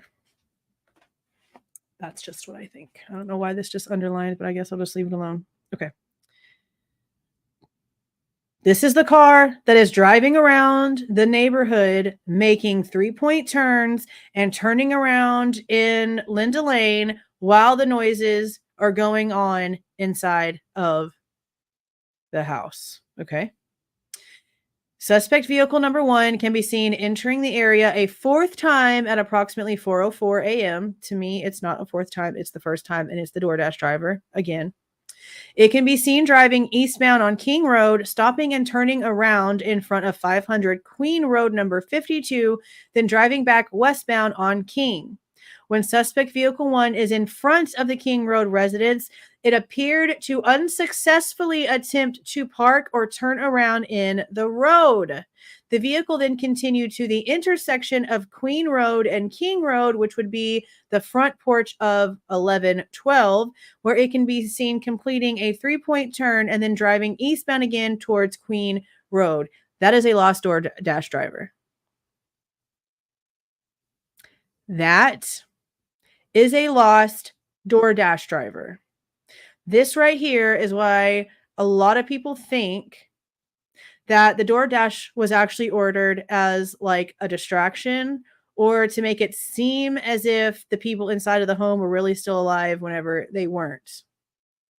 And honestly, I've really kind of wondered if there's something to do with the whole, it's okay, I'm here to help you, and the DoorDash person like showing up. Like, is there something different there that maybe we need to think of? Maybe the DoorDasher saw something, freaked the shit out, and ran off. I've wondered that too. And they just didn't say anything because they were like freaked out. I've wondered that. Because we don't know if the DoorDash food was at the door or not. We don't know if the DoorDasher actually like gave the food to anybody or not. We have no idea. But this 404 vehicle to me is the DoorDasher. This vehicle is moving around and doing all the things while the noises are going on inside King Road. Whoever is in this car didn't have a damn thing to do with the crime. Straight up. It doesn't make any sense. Suspect vehicle 1 is next seen departing the area of the King Road residence at approximately 4:20 at a high rate of speed. And see, that high rate of speed is another reason why I'm like, did they see something? Maybe did they hear something inside the house that freaked him out? Because again, to me, this is the Dasher. This is the Dasher. Suspect vehicle 1 is next observed traveling southbound on Walenta Drive. Based on my knowledge of the area and review of camera footage in the neighborhood that does not show suspect vehicle 1 during that time frame, I believe that suspect vehicle 1 likely wait, did he just say does not show it?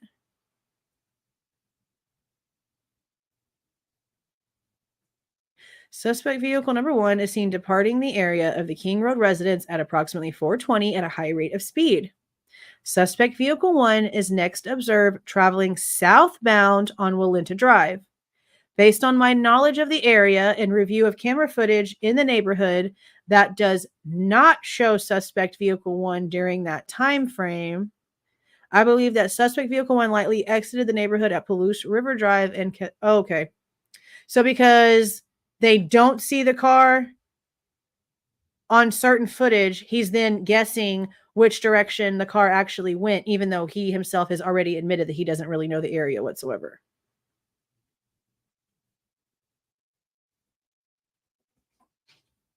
Yeah, that's just absolutely wild. 1 second.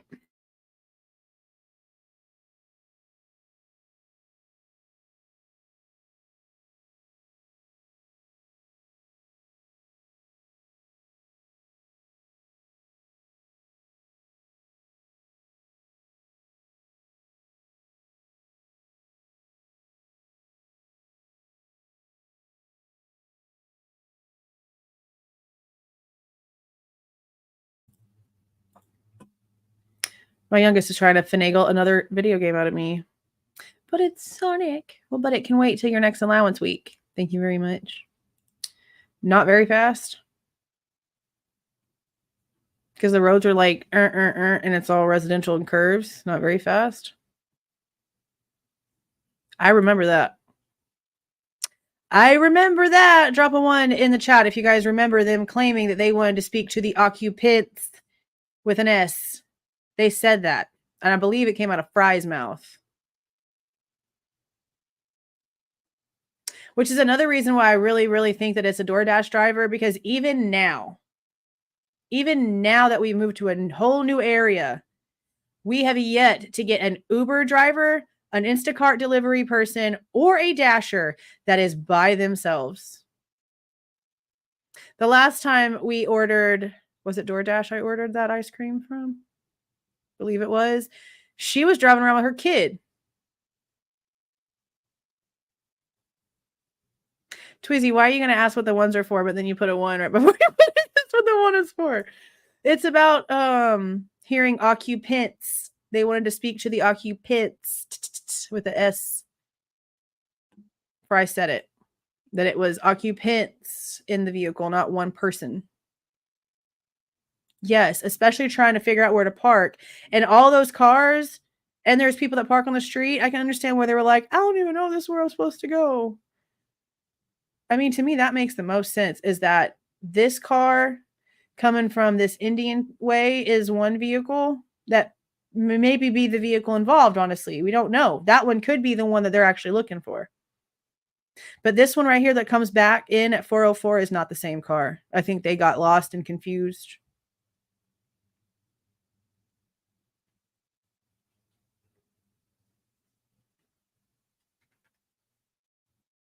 Yeah. Mm-hmm. Yeah. So 5, I think, right? It was like Ethan's Jeep. There was like 2. There was 2. I think it was like one of Ethan's and then one of his brothers, I want to say. Bye. Have a good night. There was at least 5. Pretty positive. Like I'm like thinking about the I'm thinking about it like in my head, and I could have sworn it was like 5. Pretty positive. Okay. Suspect vehicle 1, or the DoorDash car, as I'm going to just refer it, from now on, is next seen departing the area of the King Road residence at approximately 4:20 a.m. at a high rate of speed. Suspect vehicle 1 is next observed traveling southbound on Walenta. We already read this. It's not there, and because it's not on certain footage, because it says right here, review of camera footage in the neighborhood that does not show this car, because it's not on certain footage. Payne is then going off of his gut instinct to make a guess here that the suspect vehicle car, aka DoorDash car, exited the neighborhood at Palouse River Drive and Conestoga Drive. Palouse River Drive is at the southern edge of Moscow and proceeds into Whitman County. Eventually, the road leads to Pullman, Washington. Pullman, Washington is approximately 10 miles from Moscow, Idaho. Both Pullman and Moscow are small college towns, and people commonly travel back and forth between them. So because he is guessing based off of not seeing the vehicle, let's repeat that, okay? Does not see this vehicle on footage actually leaving. Therefore, he cannot prove the car actually left the area. Yeah. Because no footage actually caught the car leaving, he is guessing the way in which the car left. And because he is guessing the way in which the car left, he is guessing that that road that he guessed that the car maybe might have taken leads to Pullman, Washington. Therefore, all guesses. He has nothing in here validated. Not where the car left the neighborhood, not where the car drove back and forth to anywhere. It's all a bunch of guesses. I don't understand how he can sit there and be so confident. That's why I think that it was the Dasher. I think that car was the Dasher.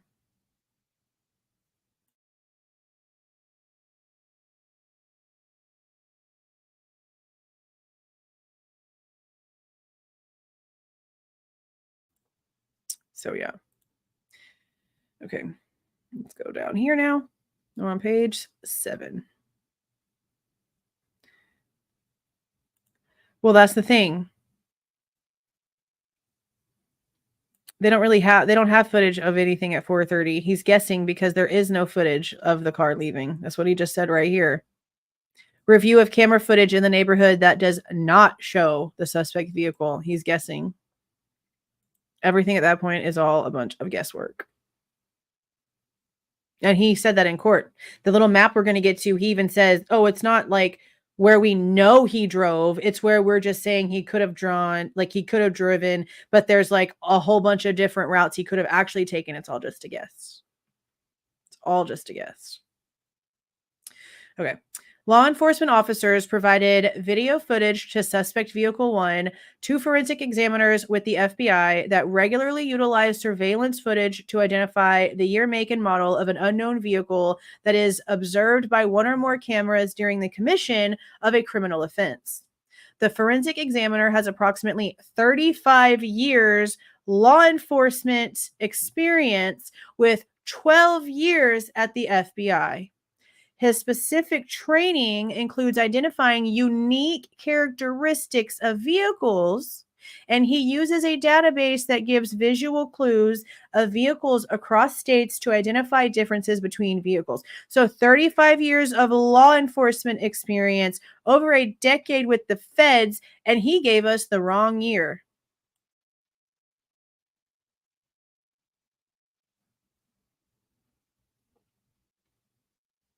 That's what I said.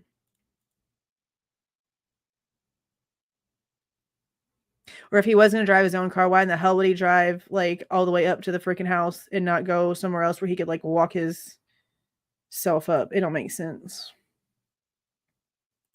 So again, 35 years of law enforcement experience, 12 with the feds, and he gave us the wrong year information from the beginning.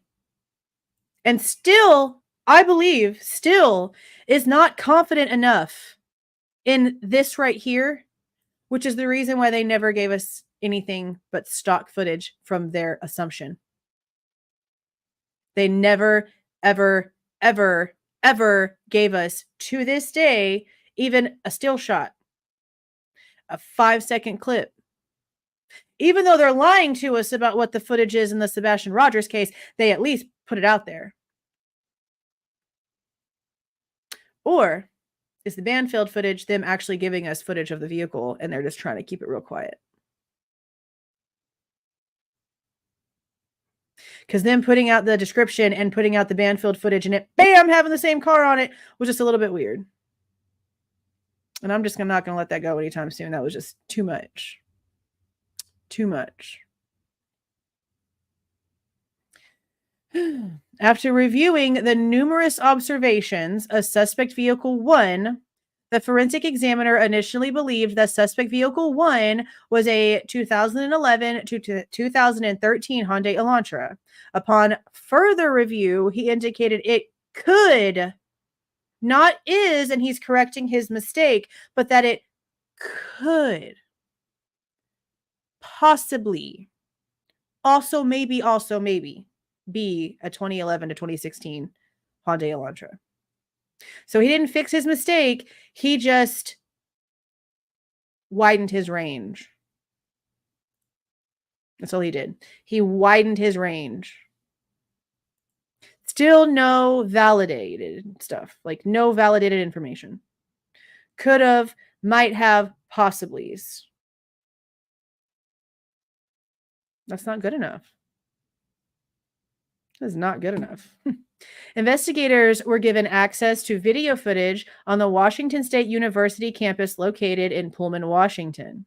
A review of that video indicated that at approximately 2:44 a.m. on November 13th of 2022, a white sedan, which was consistent with the description of the white Elantra known as Suspect Vehicle 1, was observed on WSU surveillance cameras traveling north on Southeast Nevada Street at Northeast Stadium Way.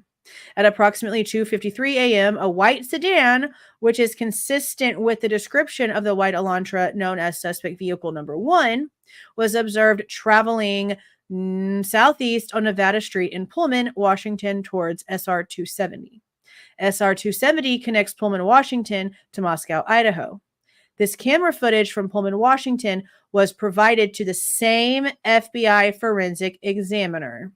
The forensic examiner identified the vehicle observed in Pullman, Washington as being a 2014 to 2016 Hyundai Elantra. Now again, he did not correct a mistake.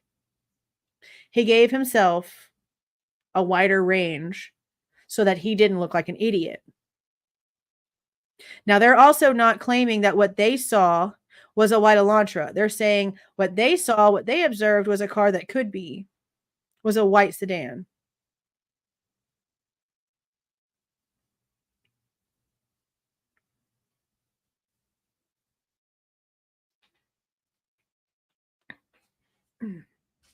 So again, I don't think he knows what the hell he's talking about. I don't think he knows what he's talking about.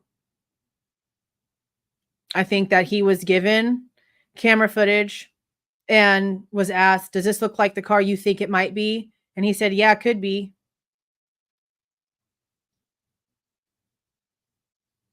It's very possible. Because even in the pullover video, whenever they pulled his information, this isn't coming from like something Bryan said. The dispatch audio that the cop is pulling his information for the vehicle is coming back as like a Nissan or something.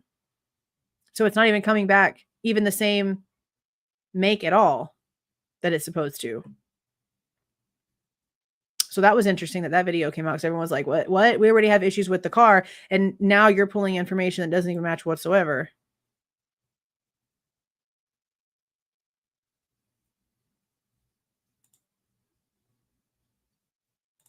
So I don't know. I don't think they know. I think they have several different vehicles that look the same in night cameras, but that they really can't tell the difference. Because Anne is standing up in court and saying, Why are you giving me camera footage of a car that's not Bryan's over at Floyd's Cannabis at the time that you're claiming that he would have left Washington to go to Moscow to do this, but it's not his car? Yeah, me too. It would. It would. Any light colored vehicle. Mm-hmm. Yeah, any light colored vehicle. Okay. Now, at approximately 5:25 a.m., a white sedan, which is consistent with the description of suspect vehicle 1, was observed on 5 cameras in Pullman, Washington, and on WSU campus cameras. The first camera that recorded the white sedan was located at 1300 Johnson Road in Pullman. The white sedan was observed traveling northbound on Johnson Road. We've gone through all of these in other videos. But then again, it's been like a hell of a long time. Pretty sure we haven't gone through the map like since this stupid thing first came out. Pretty positive. The first camera that recorded the white sedan was located at 1300 Johnson Road. And Johnson Road leads directly back to West Palouse River Drive in Moscow, which intersects with Conestoga Drive. The white sedan was then observed turning north on Bishop Boulevard and southwest on SR 270. At approximately 5:27 a.m., the white Elantra was observed on cameras traveling northbound on Stadium Way at Nevada Street, Stadium Way at Grimes Way, Stadium Drive at Wilson Road, and Stadium Way at Cougar Way. Depiction showing Moscow and Pullman, and it is absolute shit. You can't even, like, how, this is another thing. Like, you sitting there telling me, like, a judge looked at this and was like, great evidence, guys. Awesome job. Like, this is crap. Absolute crap. Yeah, none of them. None of them caught a plate. None of them caught anybody that was even driving it. Not even a, like, good enough silhouette. And Bryan's face would definitely be a prominent silhouette. The nose and the way that his facial features are, it would be very prominent to see through the window. So there's no way. Now, this is another thing. Depiction showing the white Elantra's path of travel, and it says not to scale. Okay, but how the hell is a judge supposed to look at this and know what this is supposed to be? Look at this crap. And I know this is photocopied, but this is not like any better like than the real thing that they got handed over. Like, look at this bullshit. Seriously. I mean, yeah, like, we're going to go back through the map because I want to look at it, like the points in the PCA versus the way that Bryan actually might have like left town, gone to Wallaway Park, and then come back just based off of like what Twiz has showed us driving around and based off like, you know, what we're going to look at ourselves on the map and stuff. Because yeah, he could have been coming up Johnson, maybe coming back from Wallaway, just coming in like a different direction. Like he could have went that way, like he's claiming to have gone to Wallaway instead of going that way, since the one at the cannabis shop isn't his car. And they just saw, like, they caught him leaving his apartment and they caught him coming back to his apartment, but they're too stupid to figure out that all of the car that they're seeing in between is not his. Yeah. That seems to be what pretty much everybody's like agreeing with me on that the vehicle doing the 3-point turns and all that stuff is the DoorDasher. I believe it was. For shizzle. I do. I really do. And this again is also what he has said is like not even really accurate too much at all. Yeah, I want to go back through like the maps and take a better look at it and see what it says when it comes to like Johnson, because Anne has not ever said he wasn't driving around. They're not even disputing that he left. They're not even disputing that they might even have Bryan on camera. Like, she's not disputing that at all. She's disputing where they're claiming his direction, that he went where he was, and just the fact that it was him that did the crime, period. So they very well might actually have him leaving his apartment and coming back, and that's cool and dandy, but they've got all the in-between wrong, is what I think the problem is, if this is all, you know, the way that we think it is anyway. Okay. On November 25th of 2022, MPD asked area law enforcement agencies to be on the lookout for white Hyundai Elantras in the area. On November 29th at approximately 12:28 a.m., Washington State University police officer Daniel Tiengo queried white Elantras registered at WSU. So they asked law enforcement on the 25th to keep an eye out. And it wasn't until 4 days later that this WSU officer got a wild hair up his butt and started digging around in the computer. As a result of that query, he located a 2015 white Elantra with a Pennsylvania license plate LFC 8649. This vehicle was registered to Bryan Kohberger, hereafter Kohberger, residing at 1630 Northeast Valley Road, apartment 201, Pullman, Washington. 1630 Northeast Valley Road is approximately 3/4 of a mile from the intersection of Stadium Way and Cougar Way, last camera location that picked up the white Elantra. So technically, they don't have a camera showing that vehicle pulling right back into the Steptoe apartments. They only have the vehicle on the road in that direction.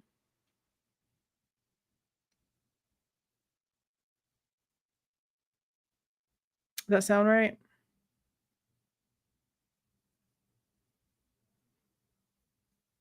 Right? Like there's none. So they can't actually tell if this car has actually left that apartment complex and pulled back into that apartment complex. It could be somebody else's car, period.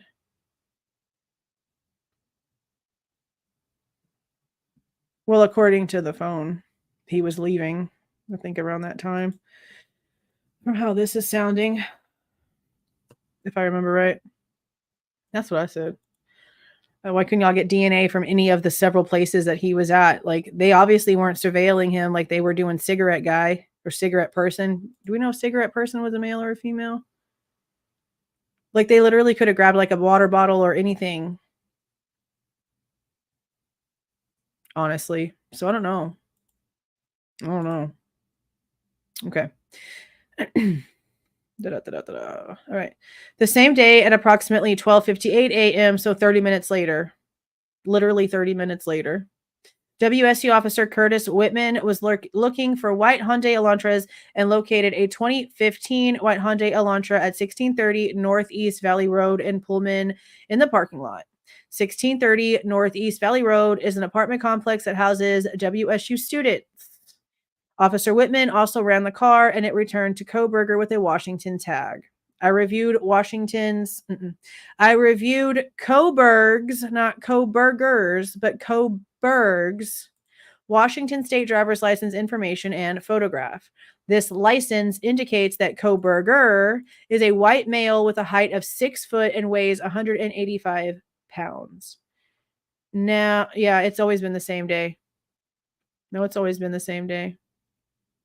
30 minutes apart, which is what tells me that this dude right here at the office that was looking on the computer probably called this dude right here and was like, hey, go check out this car, is what happened. They're making it sound like, oh, they just so happened to both look at it 30 minutes apart. No. First home dude told other home dude, go check this out. Miss me with the bullshit. Also, yeah. Oh, no, it does. Well, it says located a white Hyundai Elantra. And then it says, no, both of them say it, actually. I thought maybe they didn't, but no, they both said it. Yeah. That's what he says anyway. No. Well, it's because... No, that's not what he... I don't think that's what he's... No. He had a Pennsylvania plate, but he had a Washington license, is what this sounds like. Yeah. See, I reviewed... Oh, wait, hold on. Oh, wait, maybe you're right. One sec. Yeah, okay, so Daniel Tiengo in the system for WSU has a Pennsylvania license plate in the system, but 30 minutes later, whenever Curtis Whitman went and looked at the vehicle, he ran the car and it returned to Kohberger with a Washington tag. Yeah, you're right. So did he already have the Washington plate on 11/29? I know that he did the change after the crime. I believe the 17th. I'm just going to throw that number out there. I believe on the 17th is whenever he changed his tags. It might actually say it down here, but I could have sworn it was like the 17th.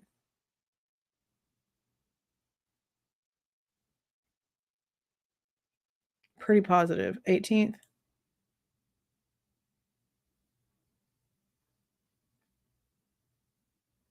Okay. Yeah, something like that. That's the part right there. Right. Like, I don't think he updated. Yeah, that's true too. Because I was about to say 11/21, but for some reason I was thinking a little bit earlier. But yeah, that's what I think too. I think that he didn't update the system with his new information yet, which is why it popped up the way that it popped up. But he actually, in reality, had the Washington tag. No, his birthday's 11/21. They were right. It might say it. It might actually say it.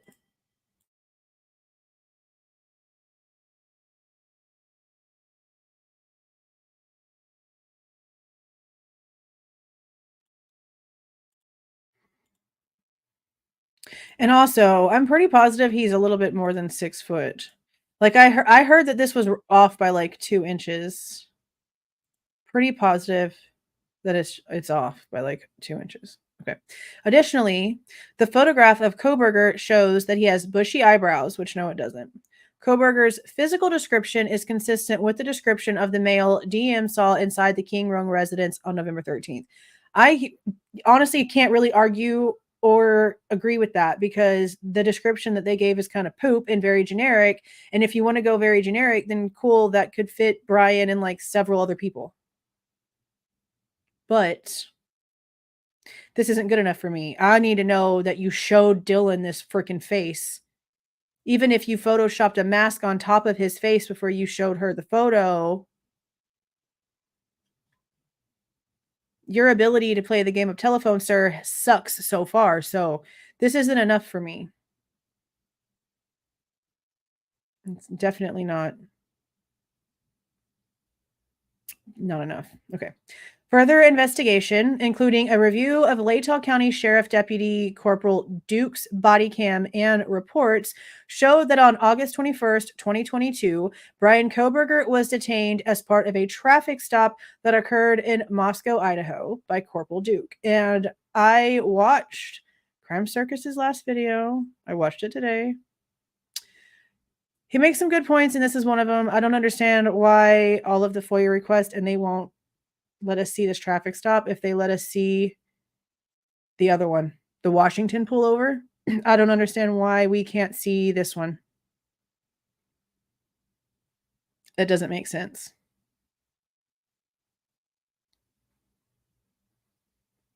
And I know a lot of people have tried.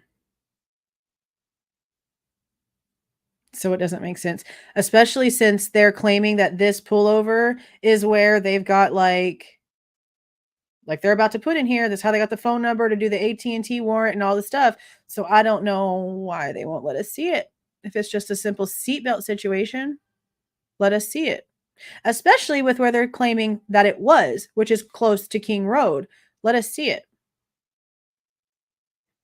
Just let us see it. Okay.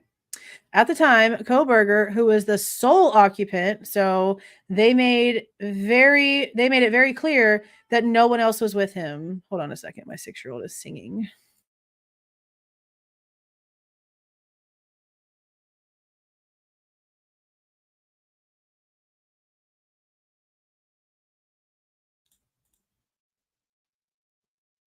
I mean, I'm not the biggest fan. And he's aware that I'm not a fan. I've spoken with one of his moderators. He's aware, but I still listen to it today because I still try to see what other people are talking about in the case because I know a lot of my people watch him and I need to prepare myself for what's coming. And that's one of the things he said that I did agree with. I don't understand why they won't release this simple seatbelt violation body cam if that's simply all it was and he was by himself. I mean, maybe, but that'd mean, again, that they're lying, which wouldn't surprise me. Wouldn't surprise me at all. Yeah, it's just honestly too much. Like the Brent picture thing, I do believe that it's just the fact that it's weight and angles and mental illness. Honestly, the video that he showed of Brent in the hotel or whatever, where he's like freaking out, saying people are calling his phone and bothering him and stuff like that. That's kind of like a sign that kind of like all the stuff the family's been saying was legit. Like if anything, the obituary showing that like PTSD was just gotten like too much was definitely like sort of proved in the video that Drip like dropped today, or not today, but whenever. It kind of like proves that he was like he had some mental issues, and mental issues can change you physically, just like drug use can change you physically. So, I mean, I know the point that Drip Drop was trying to make, but I haven't agreed with anything that he has said in a really, really, really, really, really long time. I agree with this stuff right here, but I believe he proved Brent Kopacka had a serious mental illness that, yeah, PTSD. That's what I think that's all that proved today that I saw. I mean, I know that it sounds sketchy the way that it all went down, but I saw proof of somebody with some severe issues in what I saw in that video. So, yeah, it is. It's sad.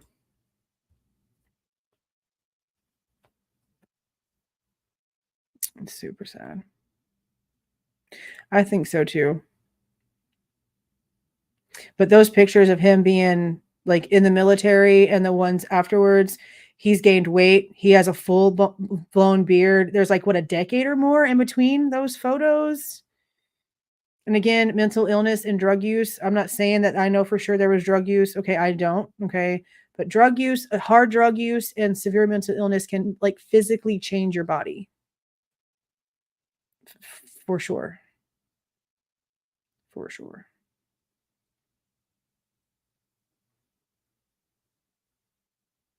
It is. Oh, is Tiff in here? Hey, hey. Yeah. Well, I mean, I understand why people like get stuck on it, because that entire thing was weird.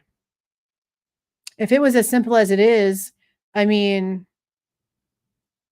why did they make it sound so sketchy?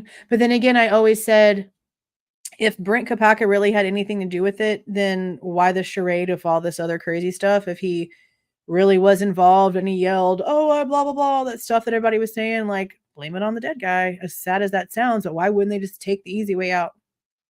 Then blame it on the criminology student. That don't make no sense. That's another reason why I'm just like, there's just no way. They wouldn't be doing all this if they had that easy of a way out, especially the university. You'd think they would try to put a criminology student away, as hard as this is already proven to be, if they could just blame it on somebody who did a bunch of crazy stuff. Look how easy they swept that case under the rug. We didn't hear a damn word until the Indiana Stopped video of Bryan got released. As much, and I always say this, as much as all of our eyes were on that area, we didn't hear a damn thing. They could have easily blamed it on Kopacka, this whole situation, done it, got it over with, got all their money from the university. Nobody would have said a word. Nobody would have asked no questions, because it would have just made sense. Instead, it's all this weird, crazy shit that's just all over the place. So I don't know. It don't make sense. Okay. Yeah, back to this part. I don't know why they're not releasing it. That don't make sense why they're not releasing it. If it's a simple seatbelt violation, release it. If he's by himself, release it. If the cop didn't do anything illegal and crazy, release it. I don't understand. But anyway, this is where it was shown that the Pennsylvania plate was going to be expiring on November 30th. So it was set to expire the day after these two WSU officers put eyes on the vehicle for the first time, but he had already changed everything over. During the stop, which was recorded via a law enforcement body cam, Kohberger provided his phone number as blah, blah, blah, blah, blah, 8458, hereafter the 8458 phone, as his cellular telephone number. Investigators conducted electronic database queries and learned that the 8458 phone is a number issued by AT&T, but they did not have this information for his phone being in the area whenever they originally did the AT&T tower warrant. There was no information whatsoever about him being in the area when they pulled the actual tower warrant, geolocation or whatever warrant, to see who was in the area at the time. And because he's not on the tower warrant, That led Payne to believe that he was being incognito on purpose. Not that he just wasn't there, because he's trying to prove that he wasn't there. So it wasn't that he just wasn't in the area. That's the reason why he wasn't on the AT&T tower information. It's because he was purposely off the network because he was up to no good. So there's that bullshit right there. On October 14th of 2022, Bryan Kohberger was detained as part of a traffic stop by a WSU police officer. Upon review of that body cam and report of the stop, Kohberger was the sole occupant and was driving a white 2015 Hyundai Elantra with Pennsylvania plate, blah, blah, blah, blah, blah. But as we saw, and as we've already spoken about, whenever that police officer ran that car's information on that body cam thing, it came back to the cop from dispatch as like a Nissan. A Nissan something. And not because the cop was like, oh, this is a Nissan and doesn't know what she's talking about. She gave the information from the plate and the car info, and that's the information that dispatch gave her, that it was a Nissan, which was weird. So I don't know why they released that body cam of that one, but not the other one of a seatbelt stop. That's a Washington body cam of the one that they released, but the one that happened in Moscow right there in the area that would make it really relevant if they really want us to believe that Bryan is the guy. They won't release it. Sonata, yeah. Girl, me too. Me too.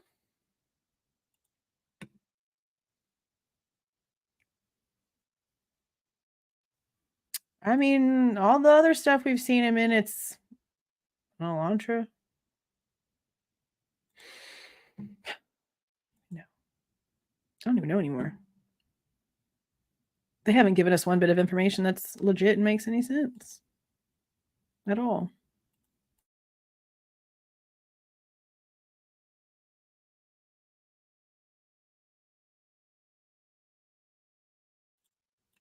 No. But then again, it's the New York Post. But no, I don't. I'll look for it.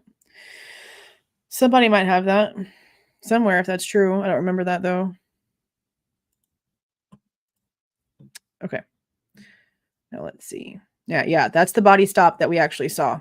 Now, on November 18th of 2022, according to Washington State Licensing, Kohberger registered the 2015 white Elantra with Washington and later received the Washington plate CFB 8708. So that would have been the plate that the cop that saw the car in the Steptoe Apartments. Awesome. Thank you. That actually saw it in the Steptoe Apartments would have seen, and it was on the 18th. So 5 days after,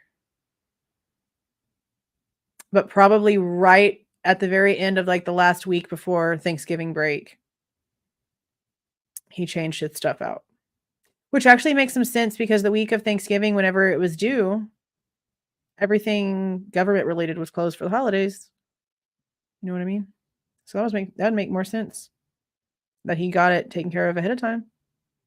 Prior to this time, the 2015 white Elantra was registered in Pennsylvania, which does not require a front license plate to be displayed. This was learned through communications with a Pennsylvania officer who is currently certified in the state of Pennsylvania.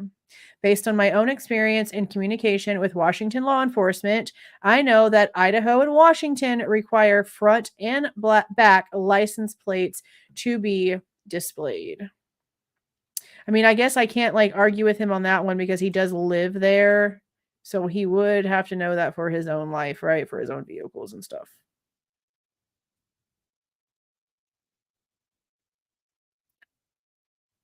Yeah, it's supposed to be through a program. And yeah, it was for Pullman and didn't have anything to do with WSU. And we never, ever, ever, ever, ever, ever, ever, ever, ever heard if he got that or not. And I don't know what the big deal is. He either did get it or he didn't do it. Like he didn't get it. Why can't they just tell us? But it's the same thing with why they won't like be upfront and honest about if he was fired beforehand or not. I know he wasn't from the everything that I have seen, that he was not fired prior to his arrest.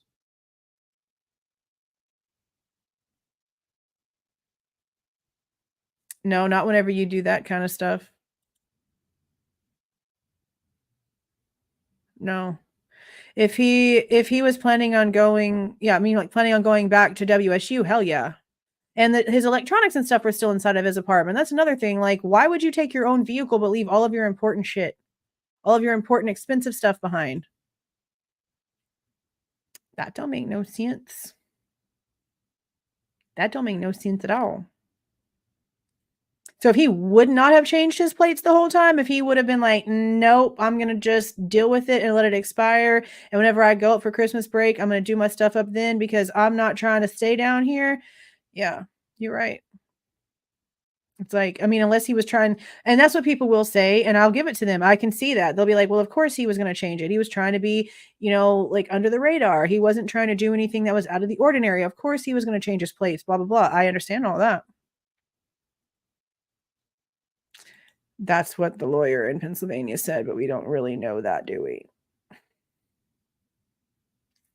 We don't really know if it was planned. What I do find strange, and this is something that maybe some people don't find strange, but that I find strange, is that about the dad coming in, is that Bryan didn't drive to the airport to pick his dad up. His dad got a rental car, drove down to Bryan, which meant that they then had to like do more stuff before then driving out of town, i.e. drop the rental car back off. And because I think about all the things, cool, maybe he was at work. Maybe he's just like a stickler and doesn't like to ask off work. And maybe the dad wanted to get the rental. Maybe the dad wanted to drive. I don't know. But to me, it would be more like you don't want your car on the airport cameras. That's where my brain was before I started asking all these questions. But it could literally just be as simple as he was working. Yeah, that's what I'm saying. He was busy with school. I don't know. It could have literally just been like he could not get there for any reason whatsoever during that time. Yeah, I don't know. That's the one thing, Chief. They have been really, really, really, really quiet about that whole thing because as far as I can tell, they have not given us a clear date of the day they actually left town. I've been given anywhere between like the 10th and the 12th of December. And that'll refresh me more as we go down the timeline because they talk about him leaving and stuff. But yeah, I've wondered that too. The kind of rental car. It was the 13th. So then the dad got in on the 10th then, I think. Which meant they had that rental car for, well, see, we don't even know that. Like, did he instantly like get into town and whenever Bryan got off work, go and drop off the rental car? Or did he keep it the whole time until they left? That's what I'm saying. I think it was the 10th. I have documents and stuff that I need to pull back up and go through that has some of this information in it. Yeah, I know. That's what I'm saying. Like, we didn't know a damn thing about what happened to Brent Kopacka, even though everybody was looking in that area for everything that was going on until the pullover camera stuff.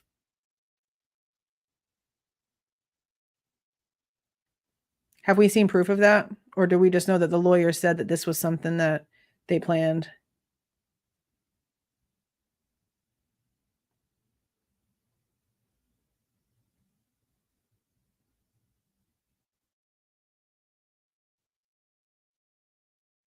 I know. I think it was the 10th, and I'm pretty positive that they did leave on the 13th. But that's another thing too. Your dad gets a rental car. Let's just say that, well, it wasn't just him. The lawyer in Pennsylvania said a statement about it too. It wasn't just him. Yeah, I know. Especially since it was WSU's like parents' weekend, and Bryan's a WSU student. We've never gotten any information on if mom and dad were visiting for WSU parents' weekend.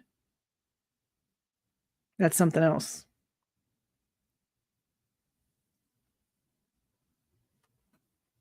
And I don't think that he went anywhere or they came to him for Thanksgiving.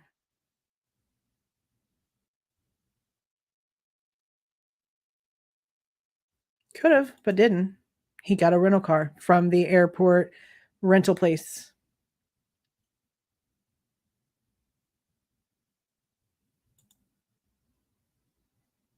Mm-hmm.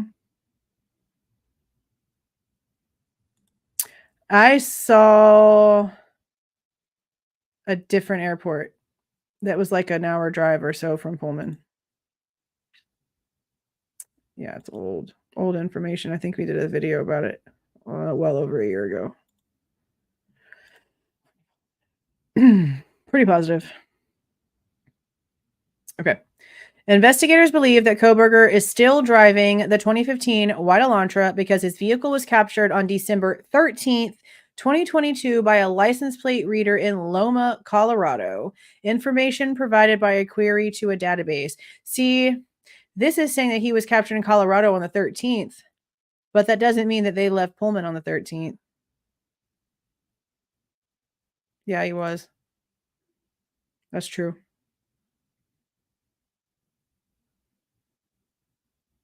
Yeah, but that's another thing. Like, if he was planning on going back, if his dad had a rental car, then he would have just, dad keep the rental car and they just drive up together to keep all of his electronics because he left all of his electronics in the apartment. And again, he kept working. He was grading papers on the 26th. The day after Christmas, he was grading papers. Spokane Airport. That's where it was. Yeah. That's the one. Kohberger's Elantra was then queried on December 15th by law enforcement in Hancock County, Indiana. On December 16th at approximately 2:26 p.m., surveillance video showed Kohberger's Elantra at Albrightsville, Pennsylvania. The sole occupant of the vehicle was a white male whose description was consistent with Kohberger. Kohberger has family in Albrightsville, Pennsylvania, learned through a TLO search and locate tool database query. Now, I'm not actually sure what this means.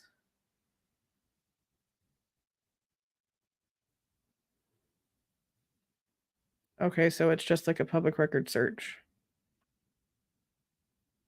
And they have a special law enforcement button. See?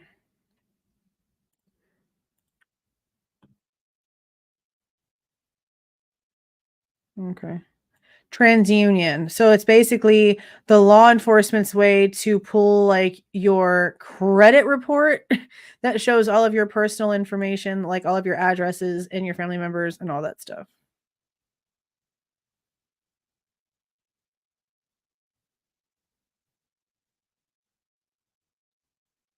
Yeah. It just stopped presenting. Hold on.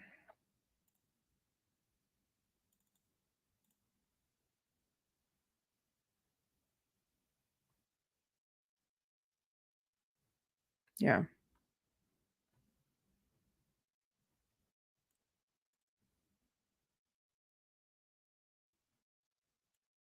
But see, that don't make sense either to me because if they got a small genealogy tree from the feds that had Kohberger's name in it and they had to work their investigation from that, wouldn't it show his family in Albrightsville, Pennsylvania without having to use this search tool? Like, isn't that the whole point of like what the IGG was? That's every judge. That's every judge ever. Like here lately, that's literally every judge. It's not new. It's disgusting, but it's definitely nothing new.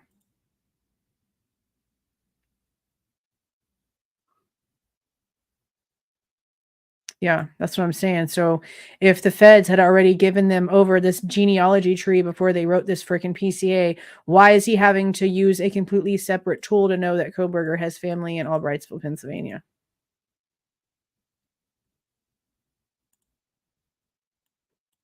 Like he would already have that information. I thought that's the whole point of what the feds did. That seems like a completely redundant situation. Based on information provided on the WSU website, Kohberger is currently a PhD student in criminology at Washington State University. So again, he's writing this prior to Bryan's arrest and after December 23rd. And he is currently a PhD student in criminology at Washington State University. He was still enrolled, still going for the next semester. Yeah. pursuant to records provided by a member of the interview panel for Pullman Police Department. We learned that Kohberger's past education included undergraduate degrees in psychology and cloud-based forensics. So why couldn't they get that information from WSU? Why? See, that's what makes me think that maybe he got the freaking job at the moving stuff around at the Pullman Police Department. Because why didn't you go to WSU where he was a student and a TA and pull his history from his education? Why did you go to Pullman Police Department where he only interviewed and didn't get the job because of how secret y'all are acting to get his records if he didn't get the job there? And if he didn't get the job there, why are they keeping his records? This sounds like he got the job.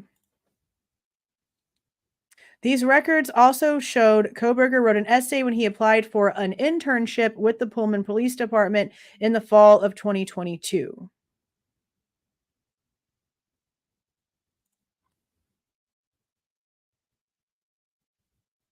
I just don't understand why they wouldn't get that from Washington.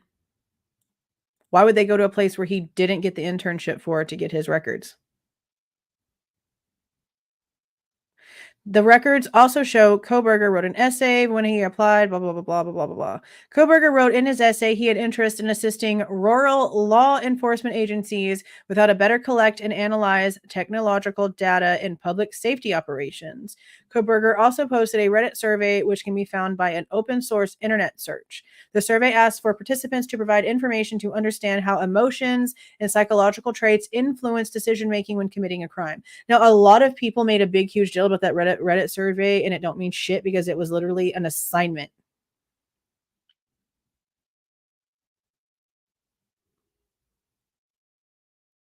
It's an assignment, a group assignment at that. So it's not like he just went to Reddit and created this weird psycho killer emotion survey by his own little damn self. It was an assignment, and he was not the only one doing it. Exactly. It was an assignment. Yeah, he was assisting with it. It was like a team thing. He wasn't the only one. So that survey doesn't mean really anything. As creepy as it sounds, it don't mean shit. It was a survey.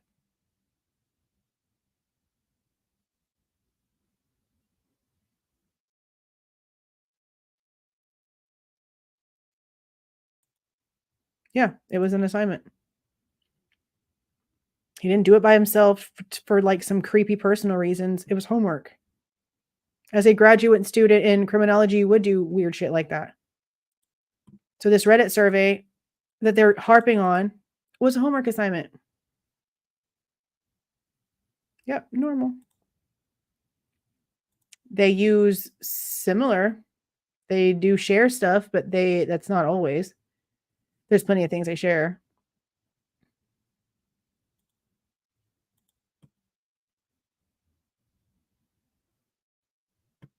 Okay. As part of this investigation, law enforcement obtained search warrants to determine cellular devices that utilized cellular towers in close proximity to the King Road residence on November 13th between 3 a.m. and 5 a.m. After determining that Kohberger was associated to both the 2015 Elantra and the 8458 phone, investigators reviewed these search warrant returns. No, Payne did. And instantly went and wrote a second one, even though his own words say that he didn't know what the shit he was reading. And the professional that's been doing this for over 2 decades says that even a very experienced person would have to take at least a full half of a day, like let's just call it 6 hours, okay, to sit there and read the warrant in order to then create a second warrant. And what did we see? The cover pages that were used were both Maori's. Maori did the first one, and then Payne went and did the second one and used Maori's cover sheet with Maori's name still on it. So, copy paste, boo-boo bullshit that doesn't even make any sense. And this is also bullshit because what did we learn from Cy that all of the cellular data that is needed for the exact time of the crimes and the location of the crimes is all missing. Conveniently, all missing. All missing. So again, they not only can not prove that it was Bryan, but they can't prove that it was anybody at this point. Because it's all like doesn't exist. It all doesn't exist. A query of the 8458 phone and these returns did not show that the 8458 phone utilized cellular tower resources between these times. So instead of just assuming that he just wasn't in the area, which is the reason why he wasn't on the tower, they instead state, oh, well, that's because you were up to no good and you purposely were not on the towers because you were up to some boo-boo. Based on my training, experience, and conversations with law enforcement officers that specialize in the utilization of cellular telephone records as part of investigations, individuals can either leave their cellular telephone at a different location before committing a crime or turn their cellular telephone off prior to going to a location to commit a crime. Okay, but a criminology student would have left it in his apartment, not made a stupid ass mistake of turning it off after the fact, and then continued with the stupid plan. Try again. Try again. Try again. And how are you going to sit here and say, based on your training, what training? Your 24 hours of nothing? You going to somebody else, not taking any notes, not sending any emails, not sending any text messages, not recording any conversations whatsoever so that you can actually retain the information that you're hearing. And then you go and you take a conversation, walk all the way across an entire police department where you've had how many distractions and then sat down and wrote something that you have no knowledge of.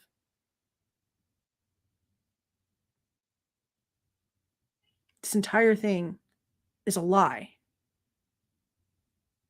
This entire thing is a lie. The entire thing. The entire thing. You have no experience in the area. You've already admitted that. Your conversations with law enforcement, they're telling you things that your brain cannot even like wrap around because you don't have the brain power.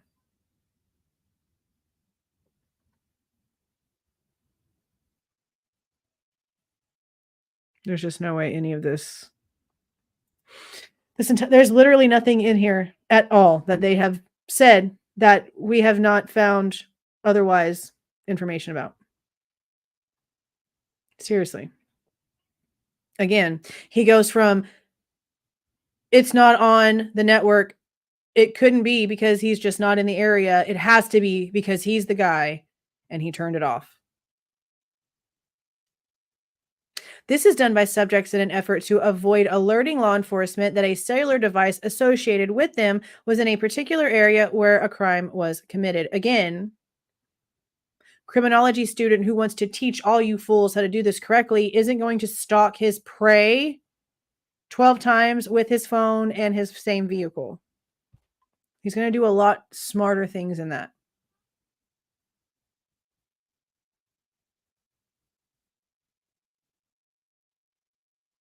It doesn't make any logical sense that they think that we're just all kind of stupid.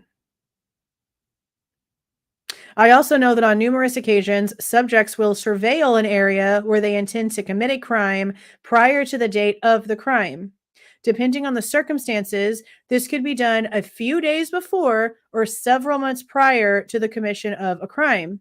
During these types of surveillance, it is possible that an individual would not leave their cellular telephone at a separate location or turn it off since they did not plan to commit the offense on that particular day. Okay, but a criminology student who, again, was to teach all of you in the middle of nowhere people how to do these things correctly, they're not going to behave that way.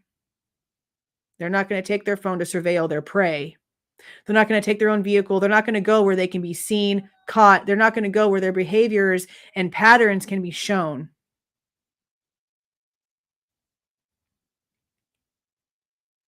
They're smarter than that. That's why they normally take like several crimes to finally get caught. They don't make mistakes like this And they definitely don't make these mistakes for months at a time and then still think they're the smartest one in the room. There's just no way. On December 23rd, this is the magic number.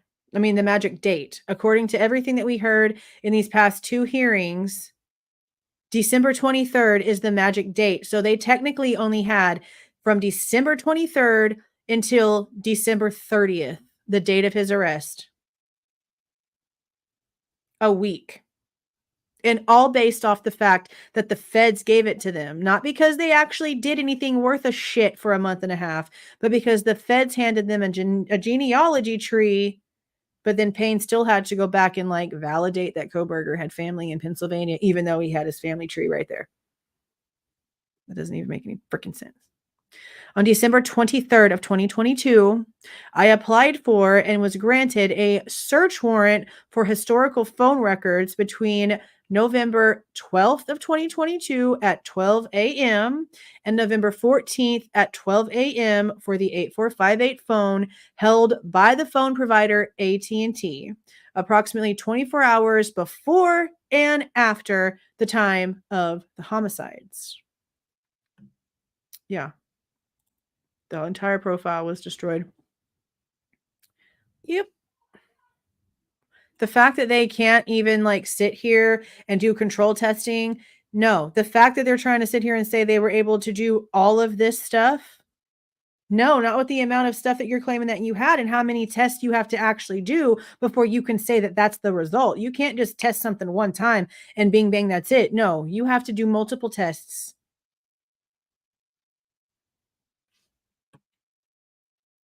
I don't understand how they think that we're all just stupid at this point. Like, come on. There's no way. There's no freaking way. On December 23rd, 22, pursuant to that search warrant, I received records for the 8458 phone from AT&T. These records indicated that the 8458 phone is subscribed to Bryan Kohberger at an address in Albrightsville, Pennsylvania, and the account has been open since June 23rd of 2022. Now, that is one thing I found sort of interesting, that he had a brand new account that he opened whenever he moved over there, but he didn't put his brand new address on this new account, because that's whenever he moved to that area was June of 2022. These records also include historical cell site location information for the 8458 phone. After receiving this information, I consulted with an FBI special agent SA, which is just a special agent, that is certified as a member of the Cellular Analysis Survey Team CAST. This is Balance. He told us this on the stand, that when it came to the information for all of this stuff, he was going and having conversations with Special Agent Balance, who is also somebody who testified in the Daybell Vallow case. Yeah, they do.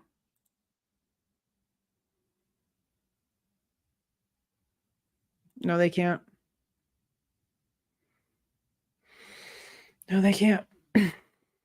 Because there's no guarantee that the sheath DNA actually matches the buccal swab. So they can't. It's not the same.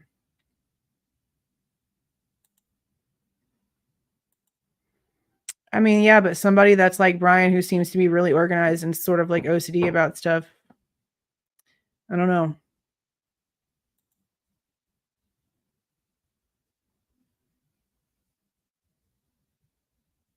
I don't know. Okay. So yeah, this was Balance. Members of CAST are certified with the FBI to provide expert testimony in the field of historical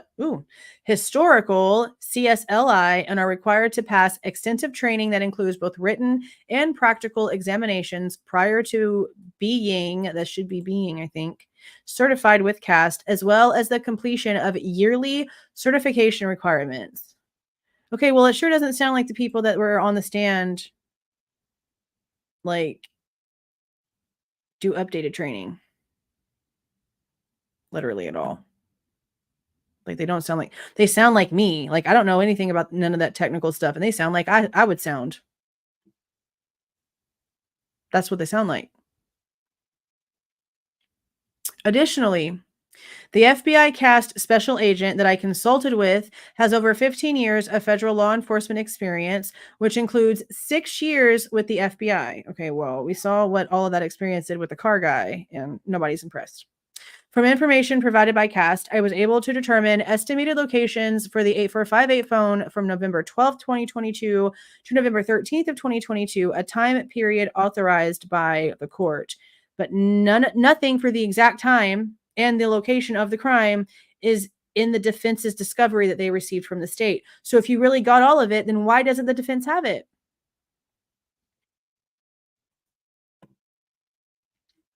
Why doesn't the defense have it? That doesn't even make any sense.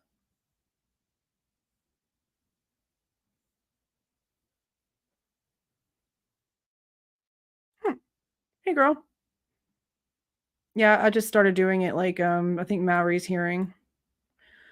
Maori talking shiz, all of them lies. That's whenever I started doing it. Because it's just, yeah. I wanted to be able to go through the hearings and like actually have the conversations because it's just getting to be just too much to keep just in my brain and try to put out myself. It's just a lot. It's a lot. Okay. Now again, he says this, but what did we hear Syray say? That it's not there. Time specific, location specific, to the times that crimes were committed. It's not there. All a lie. More lies. Shouldn't he be in jail? Like, isn't this like an actual crime to sit there and lie in a probable cause affidavit? Honestly. On November 13th of 2022 at approximately 2:42 a.m., the 8458 phone was utilizing cellular resources that provide coverage to 1630 Northeast Valley Road, apartment G201, Pullman, Washington, hereafter the Kohberger residence. At approximately 2:47 a.m., the 8458 phone utilized cellular resources that provided coverage southeast of the Kohberger residence, consistent with the 8458 phone leaving the Kohberger residence and traveling south through Pullman. Nothing that they have said hasn't happened, and has not said, not a single time, that he was not driving around. They're not trying to deny that one. This is consistent with the movement of the white Elantra. At approximately 2:47 a.m., the 8458 phone stops reporting to the network, which is consistent with either the phone being in an area without cellular coverage. Talk to Twizzy, because he'll tell you it's crap. It's bad. The connection to the network is disabled, such as putting the phone in airplane mode, or that the phone is turned off. The 8458 phone does not report to the network again until approximately 4:48 a.m., at which time it utilized cellular resources that provide coverage to Idaho State Highway 95 south of Moscow, Idaho, near Blaine, north of Genesee. And we went through all of that. We did a lot of mapped stuff, but we're going to have to do it all again. You definitely have to. Between 4:50 a.m. and 5:26 a.m., the phone utilizes cellular resources that are consistent with the 8458 phone traveling south on Idaho State Highway 95 to Genesee, Idaho, when traveling west towards Uniontown, Idaho, and then north back into Pullman, Washington. At approximately 5:30 a.m., the 8458 phone is utilizing resources that provide coverage to Pullman, Washington, and consistent with the phone traveling back to the Kohberger residence. The 8458 phone's movements are consistent with the movement of the white Elantra that is observed traveling north on Stadium Drive at approximately 5:27 a.m. Based on a review of the 8458 phone's estimated locations and travel, the 8458 phone's travel is consistent with that of the white Elantra. That's not necessarily true. Have a good night. Have a good night, Pebbles. That's not necessarily true. Like I said, they said that he left his apartment and they claim that they see the same type of car going back towards the apartment. Okay. And has never once again said that he didn't leave, that he didn't go back. And they're not saying one time that he was not driving around by himself that night. Indiana. On the way to Pennsylvania. Indiana. So this doesn't really mean much of anything because the service out there is crap.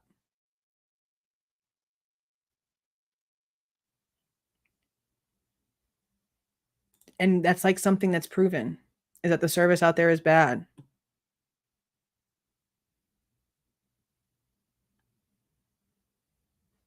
But I want to know if they pulled towers that way. You know what I mean? Like, I know that they're claiming that they got tower stuff over here because that's like where they're looking at because of where Moscow is. But did they even bother pulling the towers that were this way towards Huawei to see if he was on any of those towers? Because we haven't heard that. I know that they've pulled a bunch of points, but again, Ray, who has seen all of the stuff that has come from the state that the defense has in discovery, is saying very location and very specific timing is gone. So this doesn't tell me whether they look to see if his phone touched any towers whatsoever on that side of Pullman. I'd like to know.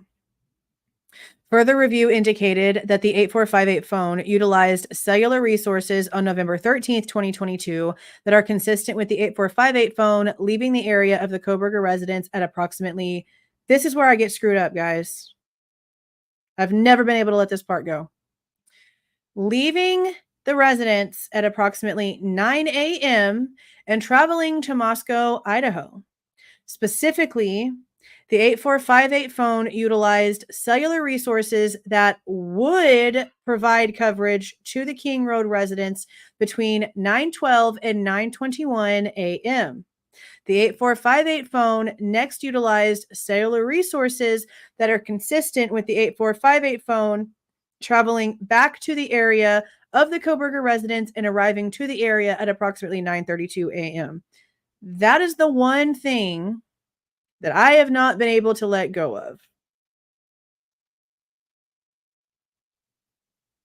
Because it's interesting. We don't know that. We can't say that. You can't look. Y'all already know who I am, what I talk about, okay?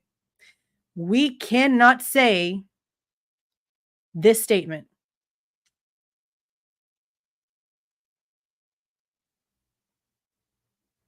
No, it is not. No, it is not. If you take the Pullman Moscow highway, it only takes about 12 to 15 minutes, if that, to get to King Road from his apartment. Okay? For him to go that way, hang around for a couple of minutes, and then go back, yes, he would have time, especially with speeding the way people do on that highway. Okay? Now, we know that people knew about the crime before the cops. We just don't know how long before the crime that word started going around, but we know for a fact that it happened. And we know for a fact there's a bunch of real sketchy ass shit when it comes to Dylan and Bethany. Okay? There is a great possibility that he drove over there just to get a little peeky peek. Let's just say, he might have gotten some sort of birdie telling him something. There's a possibility he drove over there just to take a look. Didn't see cops, didn't see what everybody was talking about, and just went home.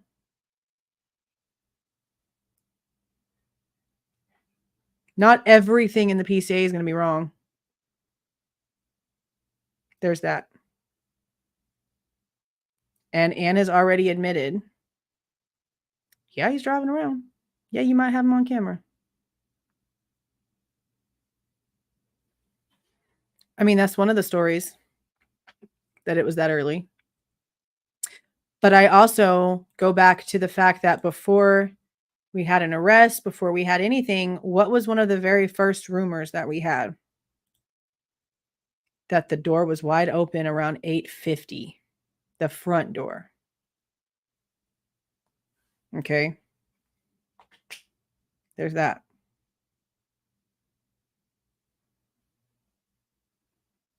So there's a couple of things that you still have to question. We're not going to sit here and pretend like we know everything. That's not how this works. There's a reason why we try to look at everything. And this is one of those things that I can't let go of, honestly. Because we just don't know. We don't know. Now, could he have just gotten up and decided to go over there for coffee for 2 seconds? Sure, but I doubt it. I doubt it. Maybe, but we don't know when WSU started getting alerted because we know that Jasmine goes to that school. So we don't know. But neighbor said the door was wide open at 8:50-ish, 9 o'clock in the morning. And this is in here for a reason. It's very possible. He could have been somebody who helped clean up. I've thought about that too. Hence why there was only one latent shoe print. I mean, he's smart. I don't think he's knowledgeless in this at all. I think he knows exactly what the hell went down.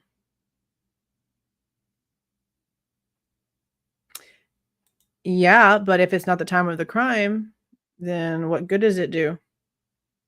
He was just driving. That doesn't mean anything.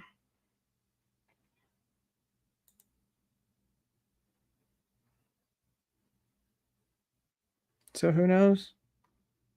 I mean, it's possible. I don't know.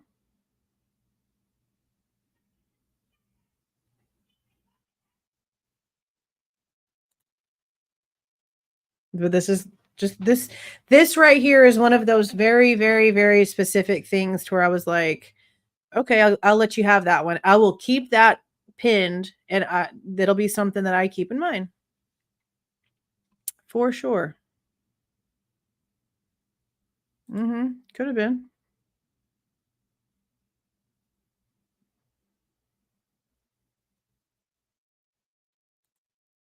Yeah, we know he was leaving his apartment.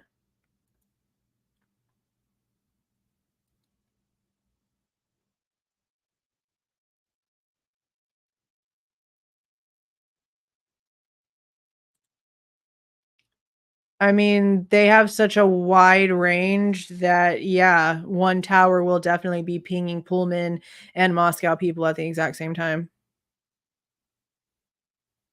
For sure.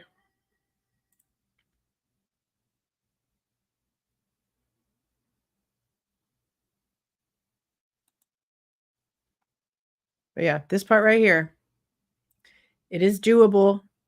People speed on that highway. It is a known fact. Okay. But again, this isn't the time of the crime. So even if it was him, it's still pretty irrelevant. Okay. Anyway, below is a depiction, not to scale, of the possible route taken based off of cellular site locations. Again, possible, nothing validated, nothing verified, nothing stating this is exactly what we know or this is exactly what we think based on everything. This is just one possible route. One out of many because they don't have anything to give them any clarification. They're just guesstimating and using crayon, apparently. Using crayon. Possible, meaning they don't really know a damn thing about where any car went anywhere because possible isn't this is how it happened. It's this is one of many theories and hopefully this is the right one. That's not how you do this. Investigators found that the 8458 phone did connect to a cell tower that provides service to Moscow on November 14th of 2022, but investigators do not believe that the 8458 phone was in Moscow on that date. The 8458 phone was not connected to any towers that provided service to Moscow since that date. So I don't know if that's actually true, because if they only felt the need to pull information up to a certain date and they didn't do more, then how do they know that that's a true fact? They haven't told us. They haven't told us that they pulled records for after that.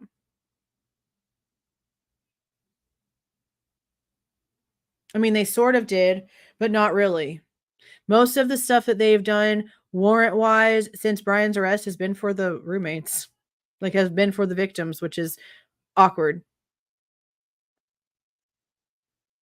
Super awkward. My 6-year-old could have drawn a better map than this. And then like roads and stuff like don't even connect. Like, who is he kidding?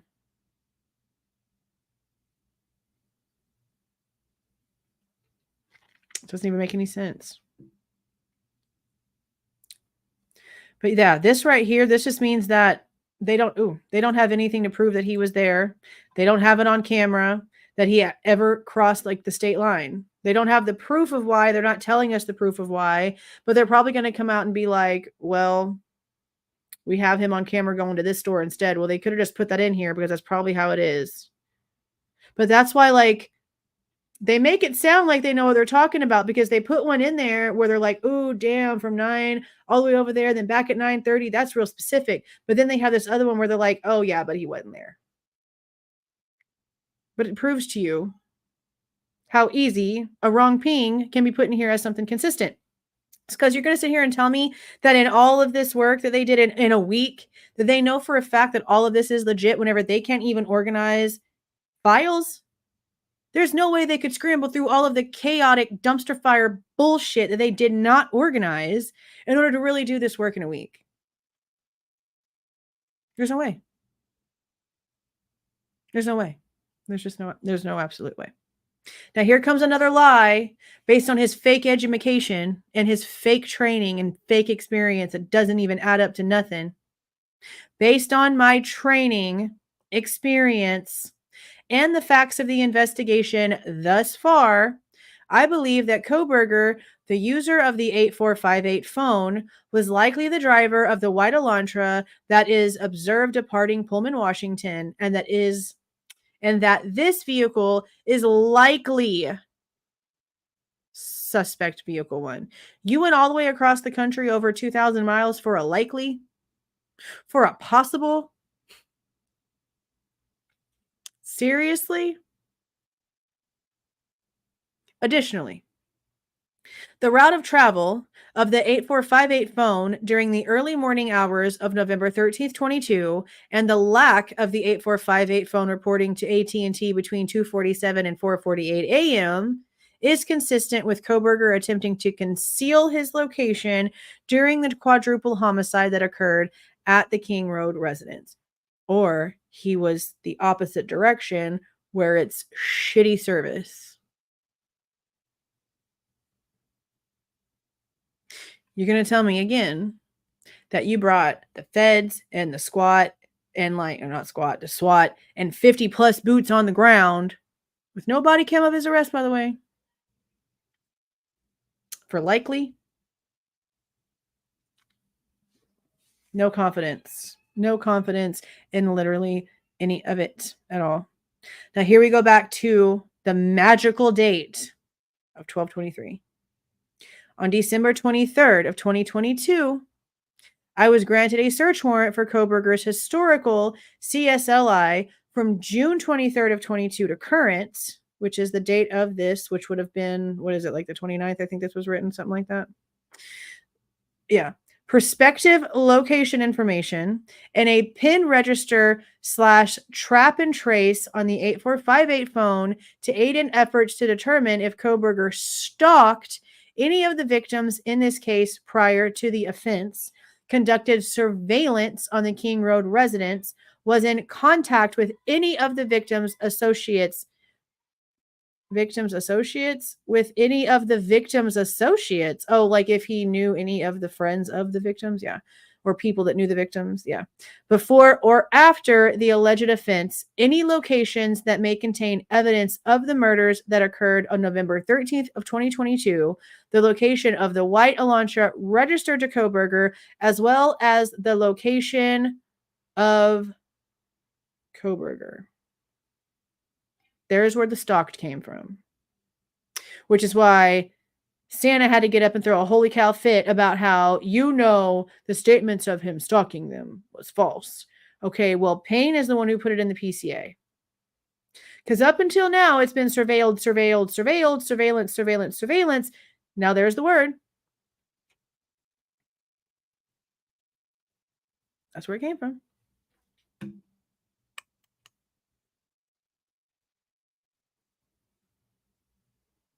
Also, do we also have known from the court that they have no connection directly between Bryan Kohberger and all four of the people that died?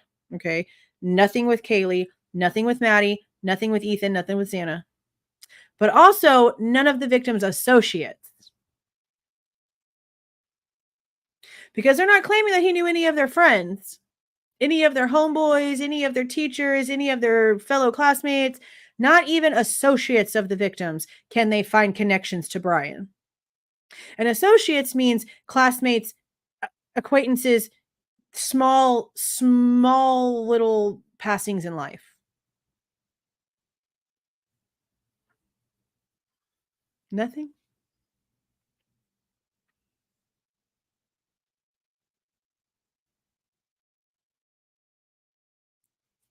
They've got nothing.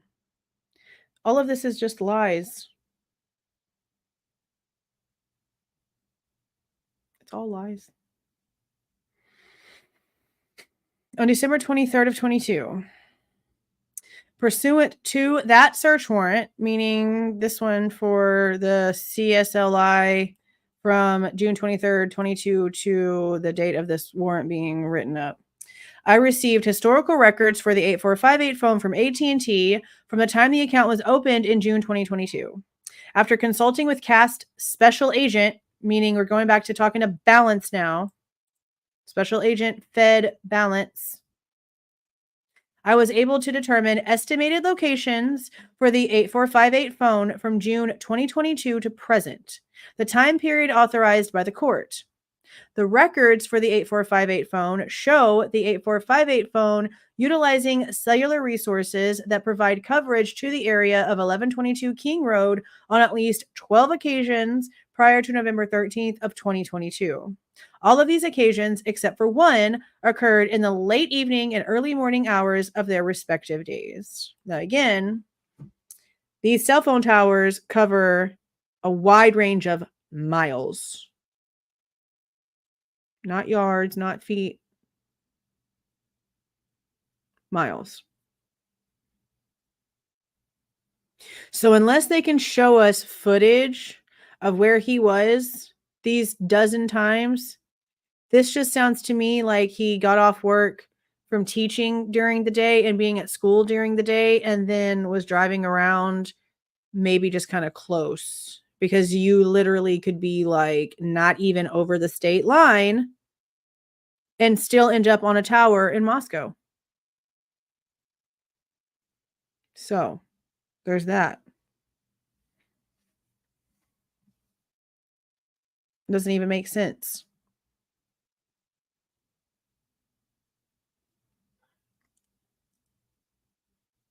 A lot of this doesn't make any sense.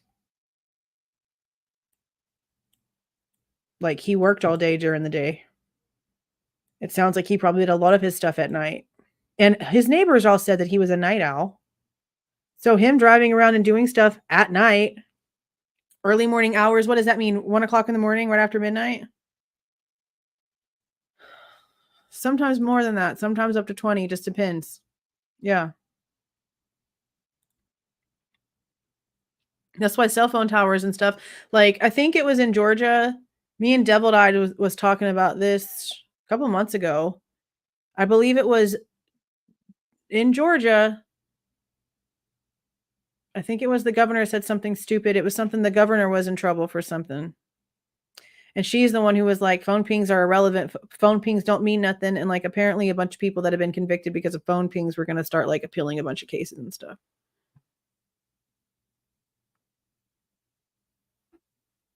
So yeah, while like they might be good in trying to figure out like who was in the area at the time, for certain things, they've been proven inconsistent. False pings happen all the time. All of the time.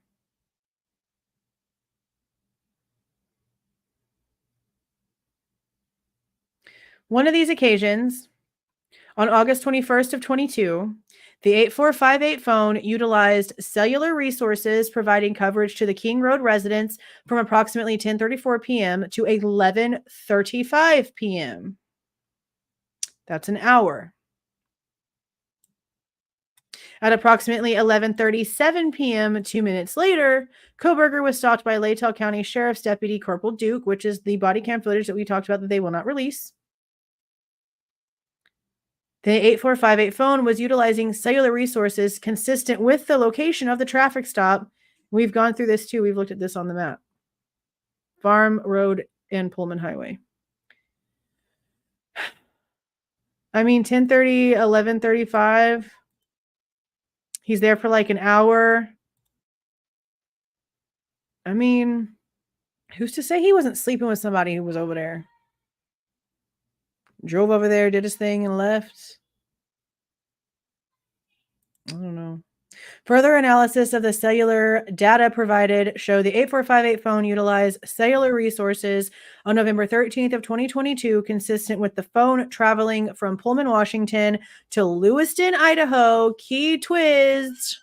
One sec.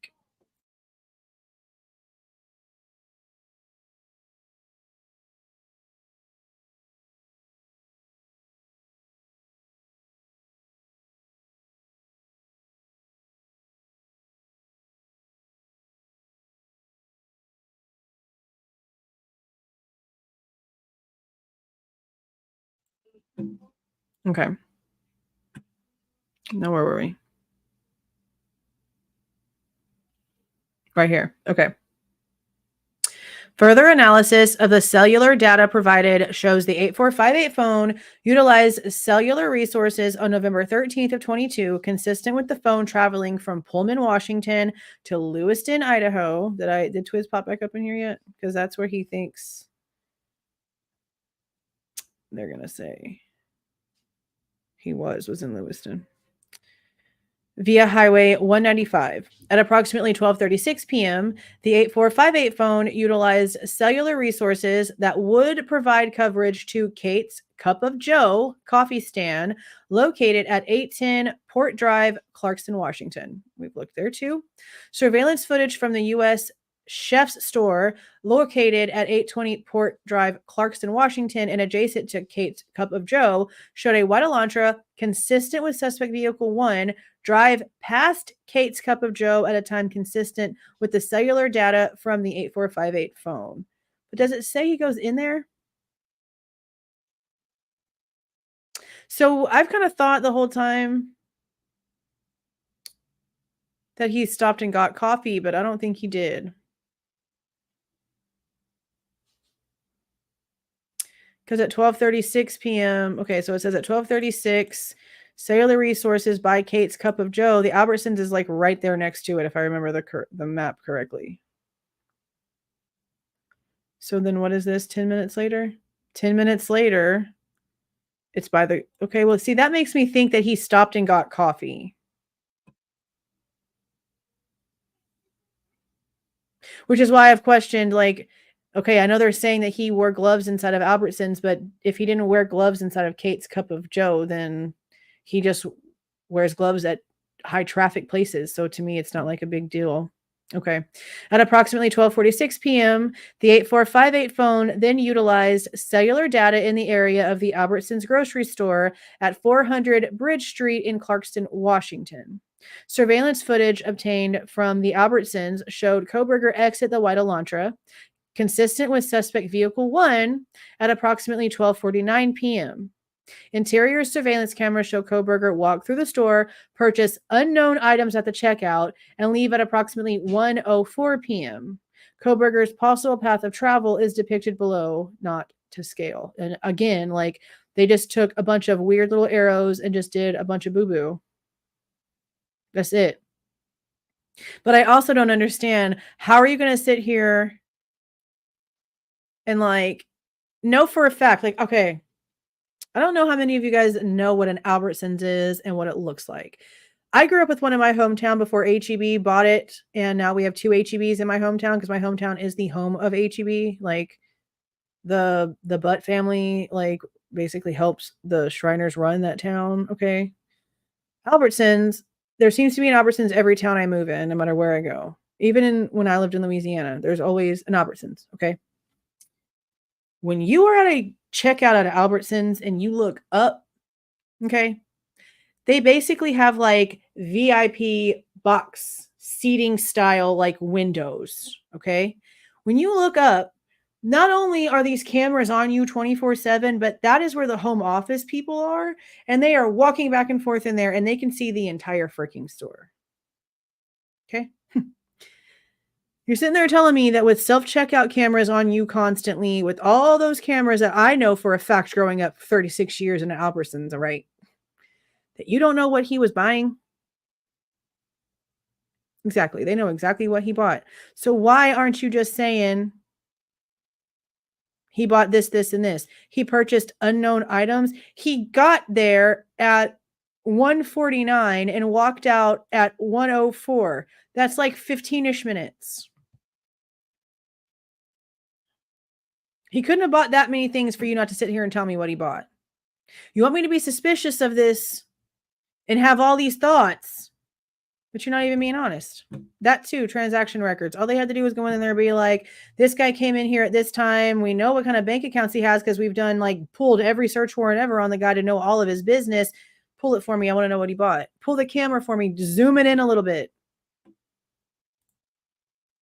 Stupid. Why don't you just tell us? Stupid. Stupid. Additional analysis of records for the 8458 phone indicated that between approximately 5:32 p.m. and 5:36 p.m., the 8458 phone utilized cellular resources that provide coverage to Johnson, Idaho. We've already proven this was wrong, right? This is the one that was wrong because Johnson, Idaho is like hours and hours that way, and it's really Washington. I'm waiting for somebody in the comment, like in the chat, to like tell me that I'm not crazy. Because I remember us looking up this and figuring that this was absolutely incorrect.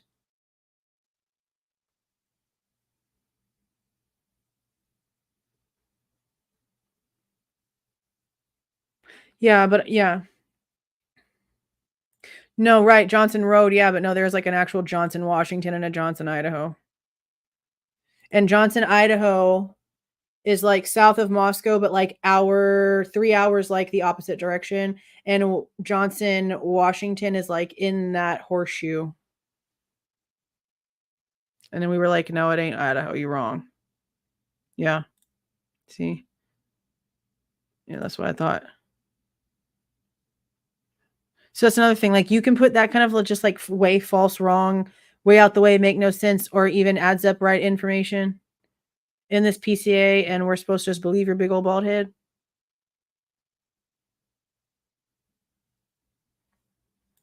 It just doesn't make any sense. Okay.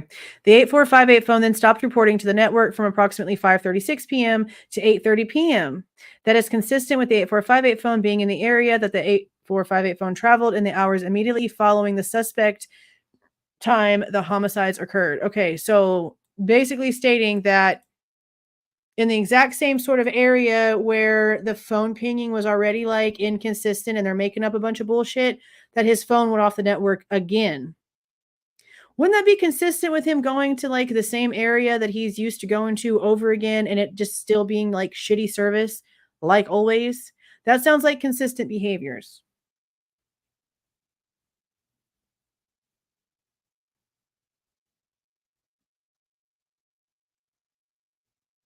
Mm-hmm. None of it is true. And everything that they're trying to claim that they have that are very specific details aren't, because the expert that has seen the evidence has said everything that is time of crime and location of crime relevant is poofed. They can't prove Bryan did it, and they can't prove anybody else did it either, and that's the problem. They've got nothing to prove anything. Bryan or not, they've got nothing. Now, this is where we jump to Pennsylvania. They just jump right to Pennsylvania. On December 27th of 2022, Pennsylvania agents recovered the trash from the Kohberger family residence located in Albrightsville, Pennsylvania. That evidence was sent to the Idaho State Lab for testing. On December 28th of 22, the Idaho State Lab reported that a DNA profile obtained from the trash and the DNA profile obtained from the sheath identified a male as not being excluded as the biological father of the suspect profile. At least 99.9998% of the male population would be expected to not be the father of this person. Now, people have questioned this too. And even though it sounds really sketchy and like it wouldn't be enough time, the time frame that they are giving in order for the trash DNA to be compared to the profile that they're claiming that they have is actually like right. Because that sort of comparison testing only takes like 4 to 6 hours. But they would have had to have literally like put it on an airplane and flew it over, which to me is kind of stupid, because if you know that you're in Pennsylvania, why wouldn't you have just like brought your work with you to do the comparisons faster in Pennsylvania? You obviously have agents on the ground helping you. Why wouldn't you utilize the Pennsylvania stuff? You're already there.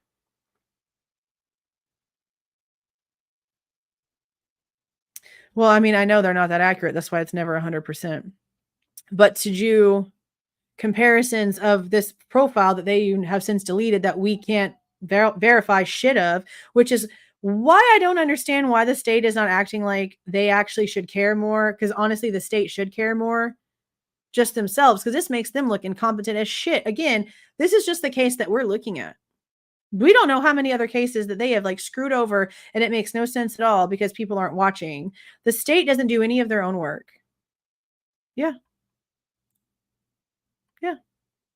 I mean, technically, all of the warrants to me are obtained illegally, because Payne has made it very painstakingly clear that he doesn't comprehend any of this and that he got all his information from somebody else, meaning that he did not write this based off of his experiences. He wrote this based off of stories he was told from other people. The whole thing that came from this should be poisonous fruit. As screwed up as it is, if Bryan is the guy, that's the truth. But they are not showing me that Bryan is the guy, which is the problem. I just, like I've said, give me one piece that fits, and I'll shut up for a while. Give me one piece.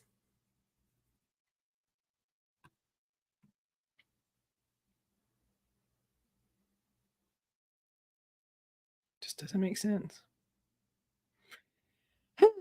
Based on the above information, I'm requesting an arrest warrant be issued for Bryan C. Kohberger, date of birth 11/21/94, for burglary at 1122 King Street in Moscow, Idaho, and 4 counts of murder in the first degree for the murders of Maddie Mogen, Kaylee Goncalves, Xana Kernodle, and Ethan Chapin.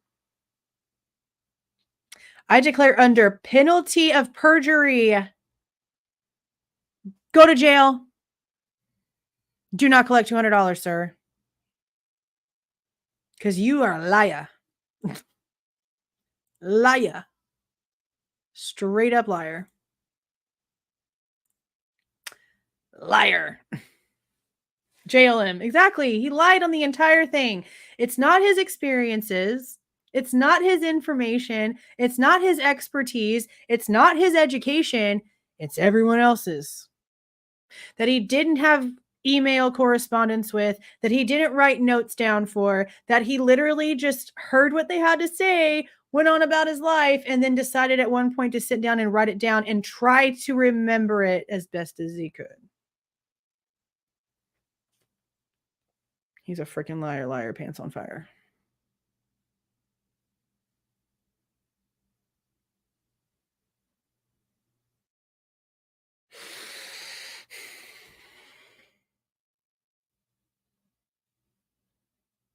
We know it's lies because they've already come out and told us that it's lies. Him himself, the person who wrote it, came out and told us none of this is from him. He relied heavily on everybody else. All of this is a lie.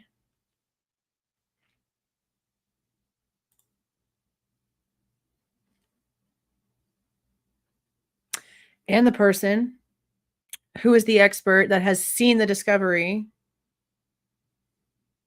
says that everything pertinent to time and location is gone. If they didn't have anything to hide, why would the location of the crime and the time of the crimes, very important information, be missing?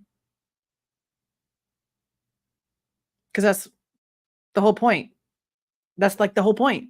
They can't prove it was Bryan because the very pertinent, specific, and time, location, specific information is gone. They can't prove it was Bryan, and they can't prove it was anybody else. Yeah.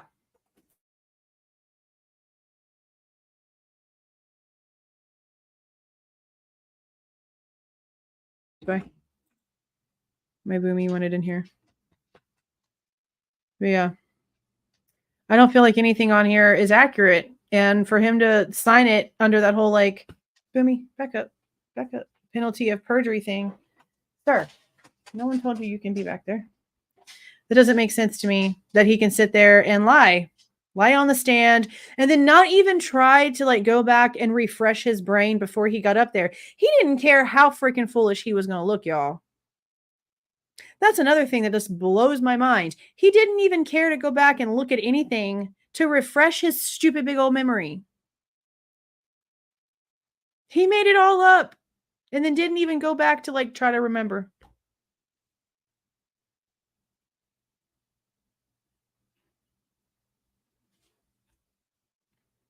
I mean, I wouldn't be past that. I mean, I didn't comment, but I saw what you were talking about.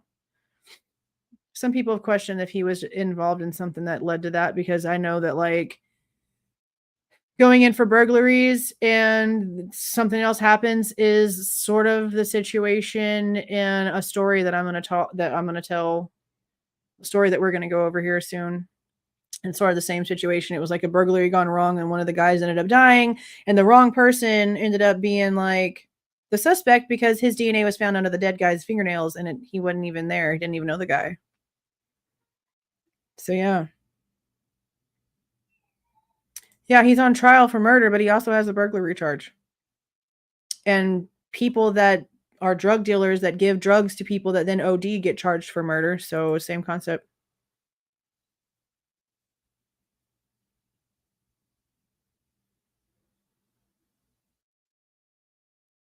So yeah.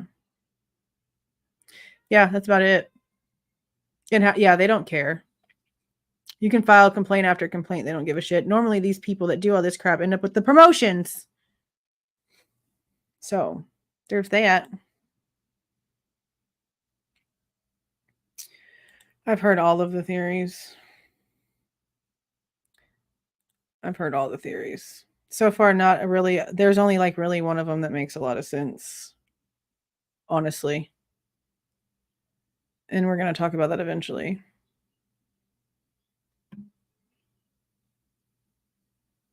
But yeah.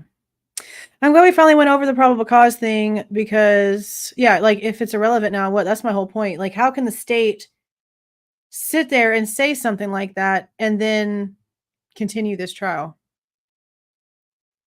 Continue getting to trial. Then again, a lot of people think it ain't going to get there. So there's that too. Yeah. Yeah, it is crap. Absolute crap. I can't believe that all of it doesn't make sense. None of it. Where are they getting the information for it whenever literally all of it's gone? Whenever Anne is literally sitting here and saying, oh, you can confirm that this happened. You can confirm that you got that. You know what this is. So what if I were to tell you that I don't have it? And he's just like, well, we put it in the evidence locker.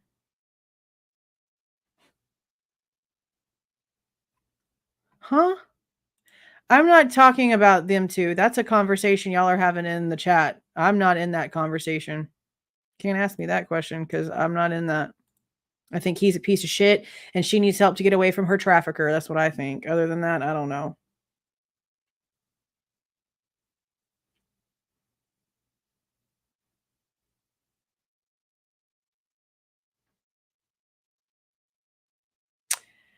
They need to be investigated for being incompetent.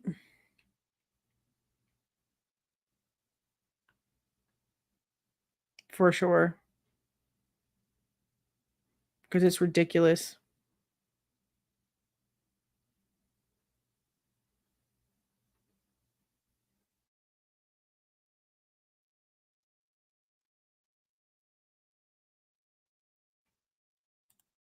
That's my problem. If it happened in an off-campus house, then what's the difference? This is what I'm questioning, especially with the way that the Chapins are. And I wasn't really trying to, bro. But their behaviors and like all this information that's just been coming out and the way that the university took over, no reason for it. A lot of people think that. There was no tunnels. There might be tunnels under the school, but there's no tunnels under that house.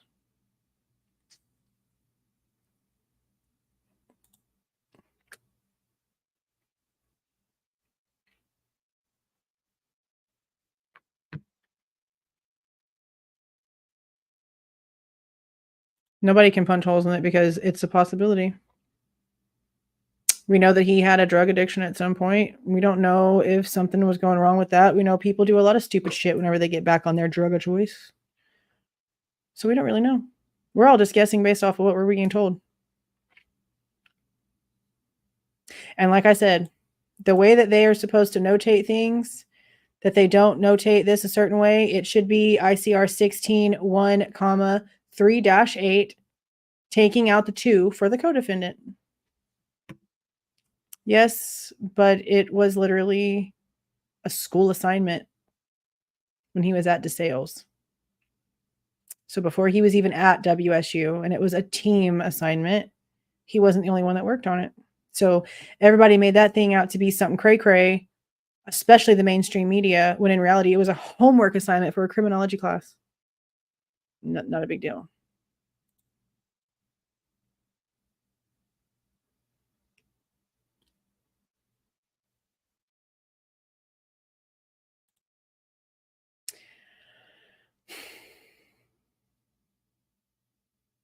I'm not going to say confirmed because the cops have no reason, or at least they think they have no reason to come out and say anything, but I'll say in my mind it was confirmed.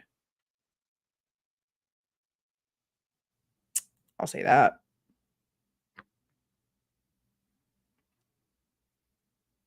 Because he just is. Ann Taylor is not even a judge from Latah County. She's from Kootenai, but she's Bryan's attorney in a different county. So, I mean, on it, yeah, he sucks. He's got no backbone. He's got no balls. He can't make decisions, and he wants to be everybody's bestie. Until it's him in question.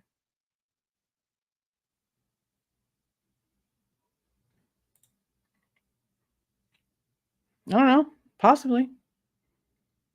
But as for it being like anything sinister on his part, originally it was just a homework assignment that he was told to do. But maybe. I mean, I don't know. I don't know. He could have ended up with some communications on the other end that maybe people don't know about. It's not anything that I would just toss aside.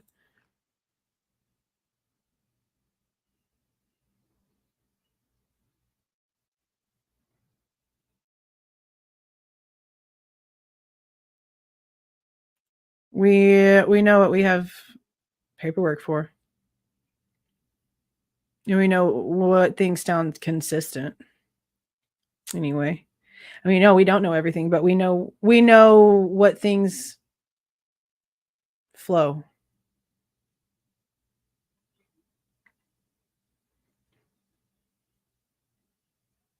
Yeah.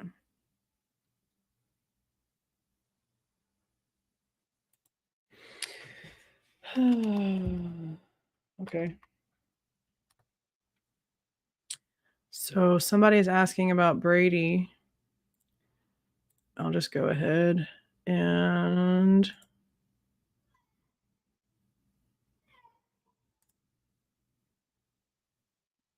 present this and just give you all the rundown of what Google tells me. I'm not a lawyer. I understand what it means, but I don't want it to be misconstrued because it very much matters, especially if there's exculpatory evidence here that's being like withheld. Make sure this is sharing right. Okay. A Brady-Giglio law requires prosecutors to disclose exculpatory and impeachment evidence when such evidence is material to guilt or punishment. And it just basically means that they cannot withhold evidence that proves that somebody is innocent. That's what it means. And if they know for a fact that something is being withheld, which is what it sounds like Butante very much knows, then that's definitely a Brady-Giglio violation. And, Ray is pretty much like, y'all hiding some shit. It ain't there for a reason. That's how it sounds anyway.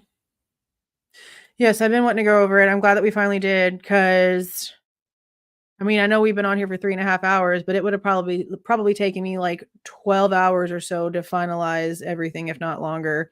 Edit, film, edit, all put stuff in it all together. It's better to have like conversations because sometimes I just don't think of some things.